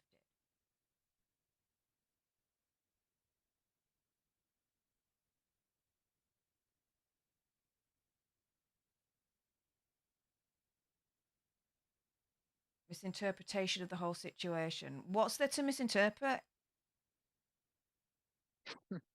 You turned your back on your family. You turned your back on the duty that you had towards the people in your country.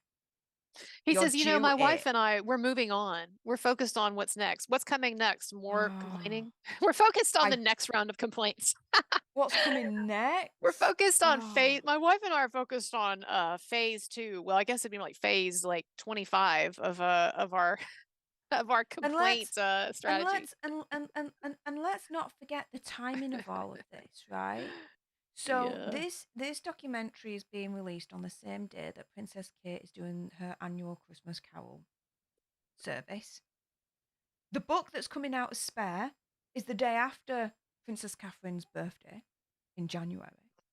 Mm-hmm. Do Mm-hmm. not be fooled. They know exactly what they're doing. And they are manipulative, in my opinion, conspiracy theory, whatever. Anything they can do to try and destroy our royal family, in my opinion, conspiracy theory, whatever they're doing. Or they're trying to do anyway. Because all this criticism, all these bombs that they're throwing the royal family's way, how else Mm-hmm. can you interpret it in terms of their intentions?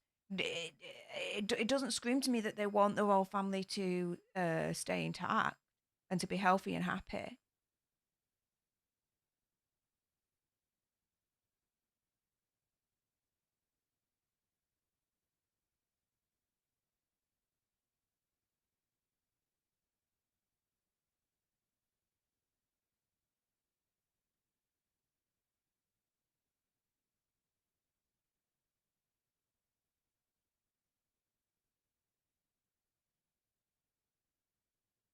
And I thought that it was unfair that in the Oprah interview that they called out a relative, a member of the royal family, for making a kind of a joke or an inquiry about whether the kid would have. Wouldn't it be funny if the kid had ginger afro hair? You know, it is not inherently racist to jokingly comment on certain physical traits that are specific to certain races or not. You know, if I it's and there was nothing, and in fact it was kind of accepting. It's like, oh, your kid, you know, will be that mix of races that might be kind of cute or whatever. It's like a joke, and it's also a way that people maybe who are kind of awkward about racial issues might try to show that, hey, everything's cool or whatever, right? Was it the most tactful thing perhaps in the world? No, but again, they're family. You know, there is an expectation when you're talking to family that you can say things. I'm not talking about racist things, but you can say things and your meaning and your good intentions will be understood. And so when a family member in private who has accepted Meghan and Harry and their relationship makes a joke about, well, I wonder if your kid will have Afro-ginger hair. I don't see any problem with that. I think it's almost kind of endearing. But of course, they have to make this big issue out of it, and they know that it's going to be misinterpreted now as racist in our hyper woke, hypersensitive society. So I just thought that was really irritating to me, the way that they mischaracterized that. But if it did happen the way that they said it happened, then don't just. What they did was they painted a target on every royal family member's back. Did you say it? Did you say it? Did you say it? Did you Oh, say it? yeah, You yeah, put everyone exactly. under that suspicion, which is unfair if it's just the one person that said it. So one person who said it, and you're gonna publicly say the situation happened, then say who said it, or don't discuss it at all. Because then what's happening is there's one person that said it, but there's victims in this now. Every single other member of the royal family that didn't say it, that's under that cloud of suspicion.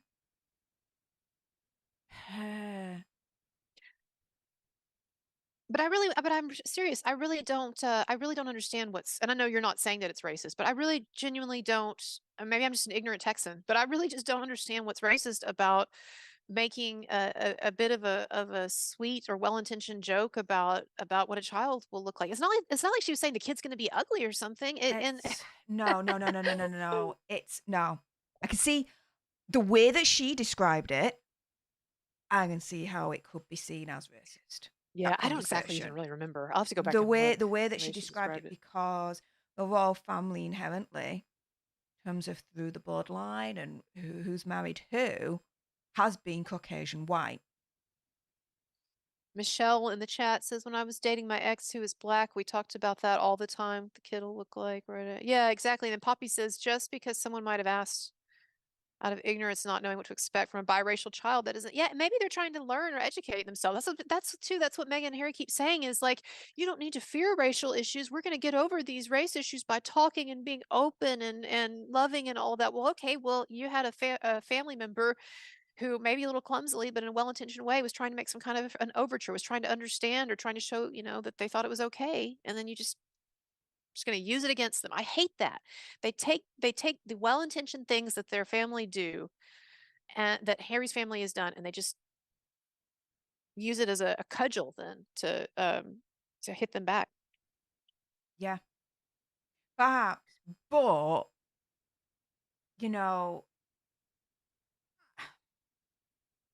I can see how that situation could have come about and it could have been seen as racist.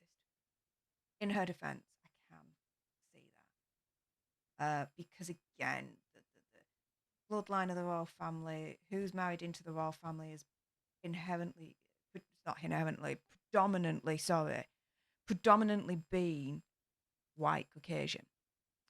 And so when you've got first royal member of the royal family marrying into that is of a mixed race, that does have Black American heritage, okay?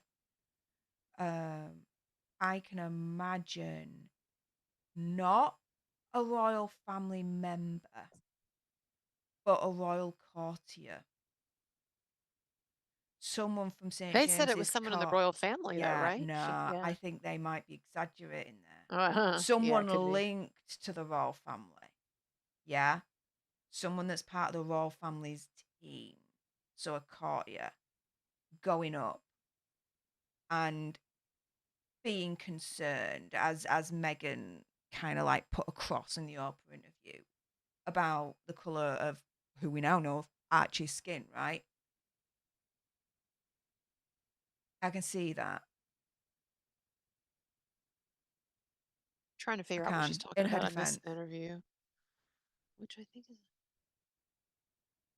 But again, if you're gonna be saying something like that, you got to say who it was. Otherwise, you shut up, because then everyone's then under the cloud of suspicion when it's one person that said it. Everyone else is under the cloud of suspicion and then victims to what this person said, allegedly.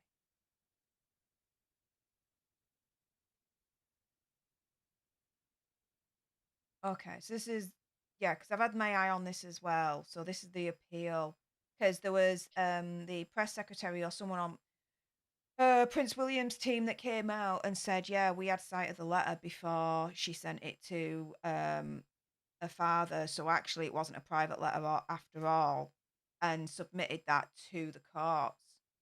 And her lawyer turns around in the interview and in this documentary and is like, there was no way that they did that without Prince William's authorization or say so or do so. And there was no reason for them to put that statement in the first place. Well, she's happy here. She won the lawsuit. Which is fair play. Yeah. I mean, Fair play.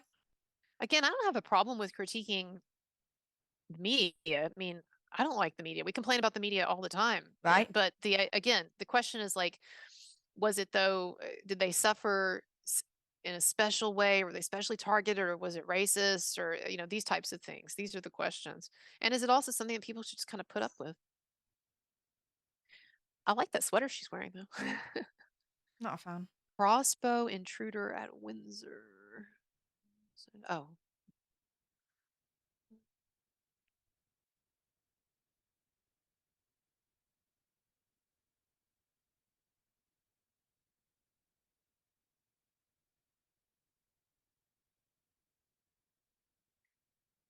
I wonder how Meghan Markle feels about the Johnny Depp case. I wonder if she's Team Amber. I would say she's Team Amber.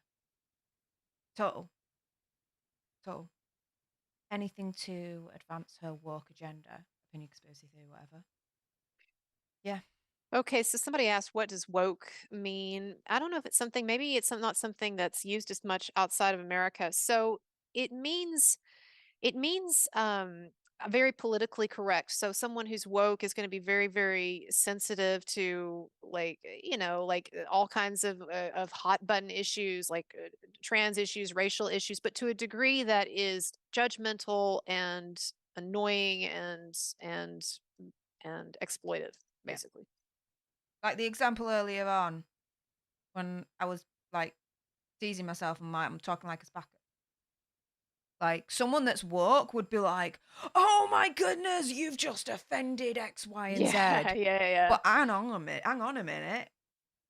Based on their rules, I'm quote unquote allowed to say that because yeah, I went to a special school, special needs school. I had a special needs tutor growing up. I'm on the autistic spectrum, guys. I didn't speak till I was about 4 years old. I had to be taught everything, how to speak, what to do, everything. Like seriously. Yeah, somebody says wokies. Well, But wokies I'd be like equals cancelled for that something ridiculous, right? Ugh. someone wrote woke equals kumbaya. I don't know kumbaya because that's sort of more Mm, like kind of hippie. No, woke is mm, more like someone who's going to be very easily offended and self-righteous. So it's like a yeah. combination of being leftist and being self-righteous and judgmental. Mm. Put those two together. If you're not with me, you're against me. If you don't believe in what I believe in, then you are wrong no matter what. There is no room for tolerance. There is no room for discussion. It's very absolutist. Even though it's very funny how they're like equality, equality, equality. Yeah. They're not that tolerant when it comes to those that have a different opinion to them, that maybe like the exact opposite end So of like the kind of spectrum. people who freak out, like who just absolutely freak out when you say that biological sex is real, that there might actually be real fundamental biological differences, generally speaking, between men and women. They're going to be like, no, Mm. that's sexist. Insomniac because I need to chill and get some sleep. That's funny. That's the post. Now, this one, here's another lie that or this was earlier that they lied about this, but they claimed that this that the daughter of Samantha Markle, Meghan's Half a relative that sister. Meghan was close to, that she was not allowed to come to the wedding because some of the palace the people who were in charge at the palace had decided that it would look bad for her to be at the wedding, but Samantha wasn't. And so Meghan and Harry had to do this long very tortured phone call with her telling her that she wasn't allowed to come to the wedding. Well, that I saw that was debunked today. in the press that apparently, actually, the palace were really kind of desperate to get more people from Meghan's family there because it was kind of weird that she didn't have hardly any family members. And so they wanted more nice people from the family to come. But Meghan did not want, for whatever reason, did not want this woman there, or did not want this woman being maybe the subject of press coverage or what, I don't know. But I think it's shady the way that some of these friends get trotted out here to sort of give the impression that Meghan Markle, she's this nice person, right? She's got friends, when Yeah. really, like Tom Bower's book indicates that she seems to ditch a lot of her friends. So I don't know. Once their usefulness I wonder what has been happened to Jessica exhausted. Mulrooney. Jessica Mulrooney, she got Her. canceled very unjustly. I don't know if anyone knows the story Yeah. behind Meghan's best friend or former best friend or whatever she is, but she, is a stylist and influencer. Yeah. She got accused completely baselessly by a black influencer of being racist. And you look into it, there's nothing racist. It was a stupid tiff between two women over social media. Well, Jessica got completely canceled. She lost everything in terms of her career and everything. She lost TV shows, bookings, endorsements. Like, that was really sad. I felt sorry for her. And of course, Meghan never came out to defend her, which is no surprise, Mm. but that was really sad. And then Jessica's husband did a really spineless thing. I guess he thought that it would make his wife look better if he did this, but he was the host of a TV show in Canada. Mm. He stepped down from the show right after this as an act of solidarity with minority races, and he asked that his job be given to someone who was Black, Latino, or Indigenous. Like, come on, dude. I'm serious. He did that thinking that that would help his canceled wife out. So after she got canceled, he immediately stepped down from his That job for no backfired. reason and said, hire somebody indigenous to replace me. That's woke, by the way. Yeah. But the Jessica Mulroney, it goes even deeper because the way that, if I remember rightly, Meghan Markle tried to explain, or representatives or friends or um third parties or whatever. I'd read this somewhere anyway. Mm, She, Jessica had used Meghan's name for clout at some mm, point. mm. I'm being very basic here in terms of Hmm. situation and describing it. Hmm. And Okay. that's why then Meghan was like, "No, we're done." Ah. But again, if I remember rightly, it was at the same time as the whole like racist kind of debacle with her anyway, with what you've explained.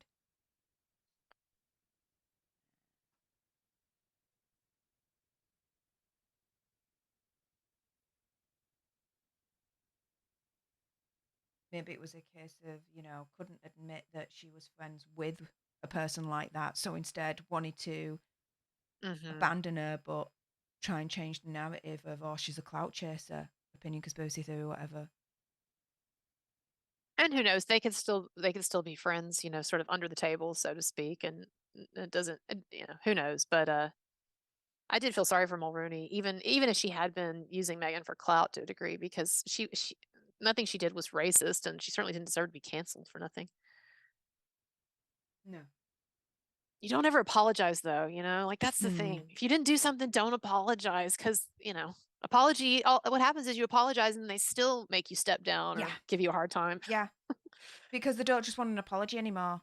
They No, want your head on a stick. right, and to make an example out of you and to Correct. punish you, yeah. Apology is never good enough. Humans have to be perfect. Never put a foot wrong, never make a mistake. And if you do, you're completely unredeemable. There's no way back. Yeah, and I think most people are really tired of that and don't agree with it. It's kind of like, unfortunately, and I hope things are changing now, but it's unfortunate that I think we're all kind of being held hostage to extremists and to the media, which, kind of sound like Meghan and Harry here, but really do want to capitalize on every downfall, every mistake that people make in these cancellation things. So,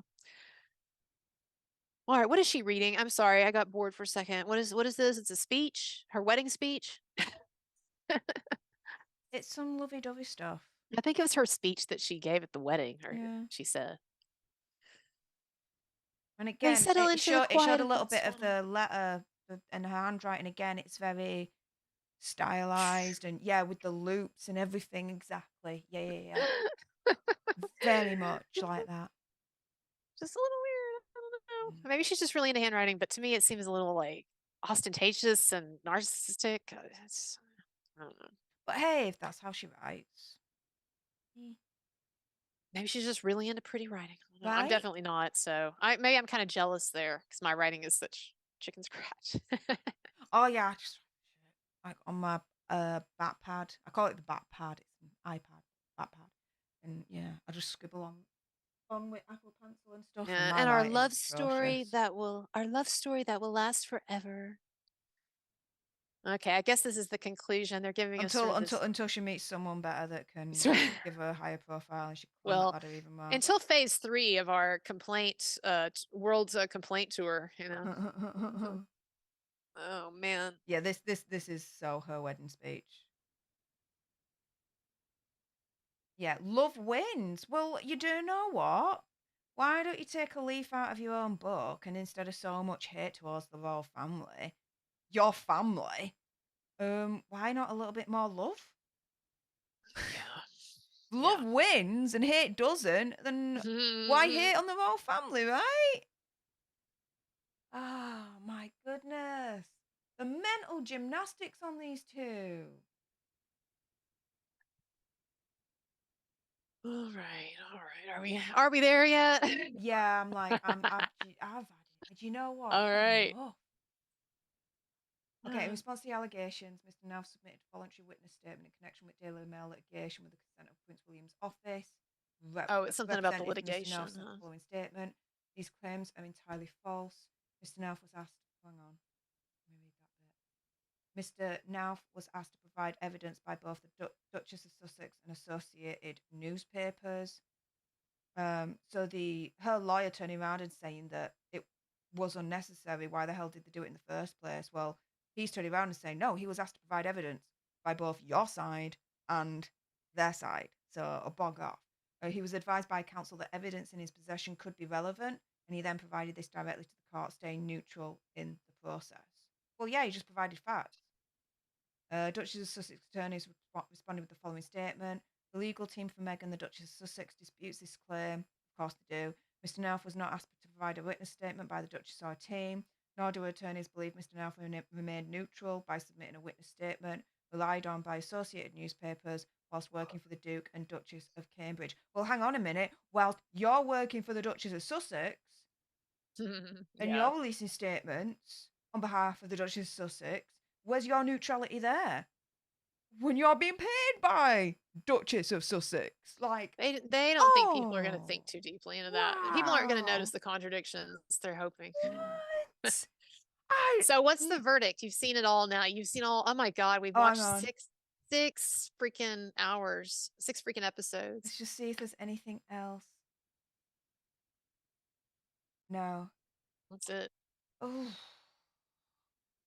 Oh God, I was willing it to end. So yeah, that's the best they could do. That's they fired their shots, so to speak. But of course, it's not all because there'll be more shots to come. We've got that memoir, and you know when that memoir comes out, Spare, he's gonna. I did a whole video talking, by the way, about how ridiculous I think that title is and how that basically epitomizes Harry's issues, his self-pity. But they've got that coming out. You know, they're going to do some kind of probably a huge publicity tour with that. It'll be a new round of interviews and articles. Like, so this thing's going to go on. It's going to continue. I just think people are starting to get sick of it, though. Like, I've kind of exhausted my interest in these two. Oh my goodness. Do you know what? It was not new. There was nothing new. There was nothing new.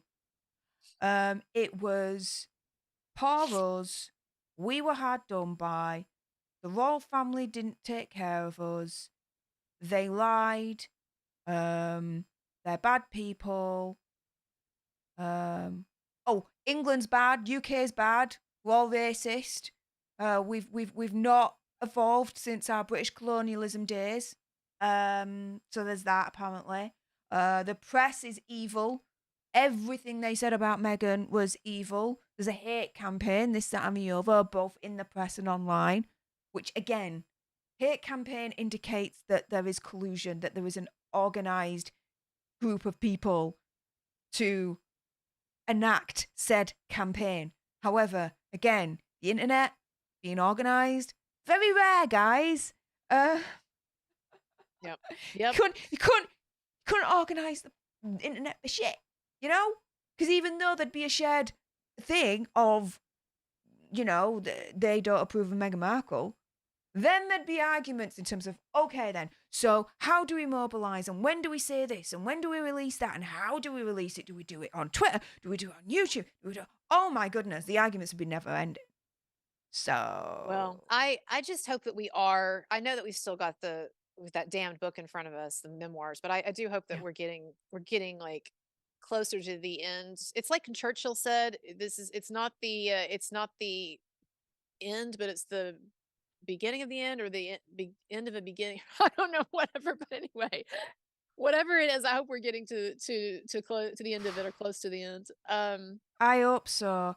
I hope, do you know what? Beyond this book of Spare by Prince Harry, the only thing that I could think of that they could do is then Meghan doing a book of her own.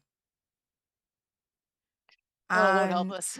Yeah. And Meghan then by doing a that book of time, her own. maybe Archie's old enough, he can have one ghostwritten for him. It can Right, be there. There's that. He can call it Being the Grandchild of Racist Imperialists, My Struggle. Yeah. Or a prince without the title, like, you know, or the Lost Prince, right? Something like that. Yeah. Whoops. There you go. I said it. It is what it is. Let's see, it's 6:48. I'm gonna have to leave soon, because I'm gonna be winding down in a moment anyway, love. So stay where you are. But no, I can just see this book coming out. Meghan Markle doing a book. A part 3 of the documentary when it comes to the death of Queen Elizabeth. I can see him doing something on that. But then beyond that, how many more times can you turn around and say the royal family are trash? They're evil, they're bad, look at what they did to us, before you really run out of things to say? There's not much more they can do now. Just let them, you know, focus on your charities. Do that for good. You know, stop bashing the royal family and move on. But who knows? With that being said, guys, yeah, it's nearly 1 o'clock in the morning for me. So, oh my Lord, I forgot about that. Congratulations for being so chipper. I'm impressed. A lot of energy and a lot of this. Not sponsored, but I won't say no. But yeah, guys, that is it for today's stream. I want to thank every single one of you guys that came on and lasted this far. If you're still watching, you haven't done so already, make sure you subscribe to join our Alt Nerd tribe. Like, share, comment, all that good stuff. Also, as well, if you haven't already, do so right now. All the links are in the description bar below, right at the top. Subscribe to the awesome, my friend, Colonel Kurtz. You'll see me on there at some point, and we'll do some awesome videos there that you don't want to miss out. Would love to. Let's do it. Also, as well, if you do want to support her a little bit more, she does have a PayPal link down there for your consideration. Please do consider it, because she is such a lovely lass, and she does deserve all the support that she can get at the moment, fighting the good fight and talking about the stories that not a lot of people are talking about at the moment, with a perspective that still isn't as widely supported as it should be, on a range of things. So do dive into all of her back catalogue, get to know her a little bit more. Believe me, a little bit of a spoiler alert, you're gonna like her even more. So make sure you get that done. Like all the videos, engage with all the videos, because they deserve even more views as far as I'm concerned. But I want to thank publicly and personally Colonel Kurtz for coming on again. Well, thank you for doing this with me. I was excited that we got to do this again, because it's fun. And as far as live streams go, you know, sometimes they can be a little bit of a drag, but I really enjoyed the last one. I really enjoyed this one, so we should definitely team up again. Oh hell yeah! And guys, watch out, because a future ladies' night, we might have her doing an inaugural ladies' night. You guys know what she's in for. She doesn't. Video strip poker? Is that what you do? No. Well, if Celtic Iron is invited, then potentially Oh maybe. Lordy, well, we already, I love yeah, him. He's one day all we'll right. tell the story of that. Well, no, I thought it was funny. You handled that very well, but one day we'll talk about that because Yeah, that was that ladies' night, we'll that was talk about that. interesting. Absolutely. It's when ladies go wild and you don't even know the half of it, lass. But yeah, Oh, look man. forward to a future edition of that with Colonel Kurtz. But with that being said, though, I'm going to bugger off. I'm going to go to sleep. Colonel Kurtz, Sleep, probably yes. sleep, dark room after watching 6 hours. I You, need for a you, lobotomy. 12 I hours, have a actually, lobotomy technically. scheduled. Oh yeah, I have a lobotomy scheduled now because I need to clear all this out of my head. So. Yeah, a wise move. I might have to call my lobotomist myself. 6 hours of Meghan and Harry talking about themselves. For Colonel Kurtz, 12 hours. You're an absolute freaking trooper. It'll lower your IQ, that's for sure. Thank Uh, you so much, love you. Stef. Thank you And so I much for appreciate being it. here. Guys, that Bye, is everybody. it. Stay tuned for tomorrow for another Daily Nerd and another YouTube short. And I will see you guys later. Bye, everyone. Bye. Bye, everybody. Thanks, Stef. See y'all later.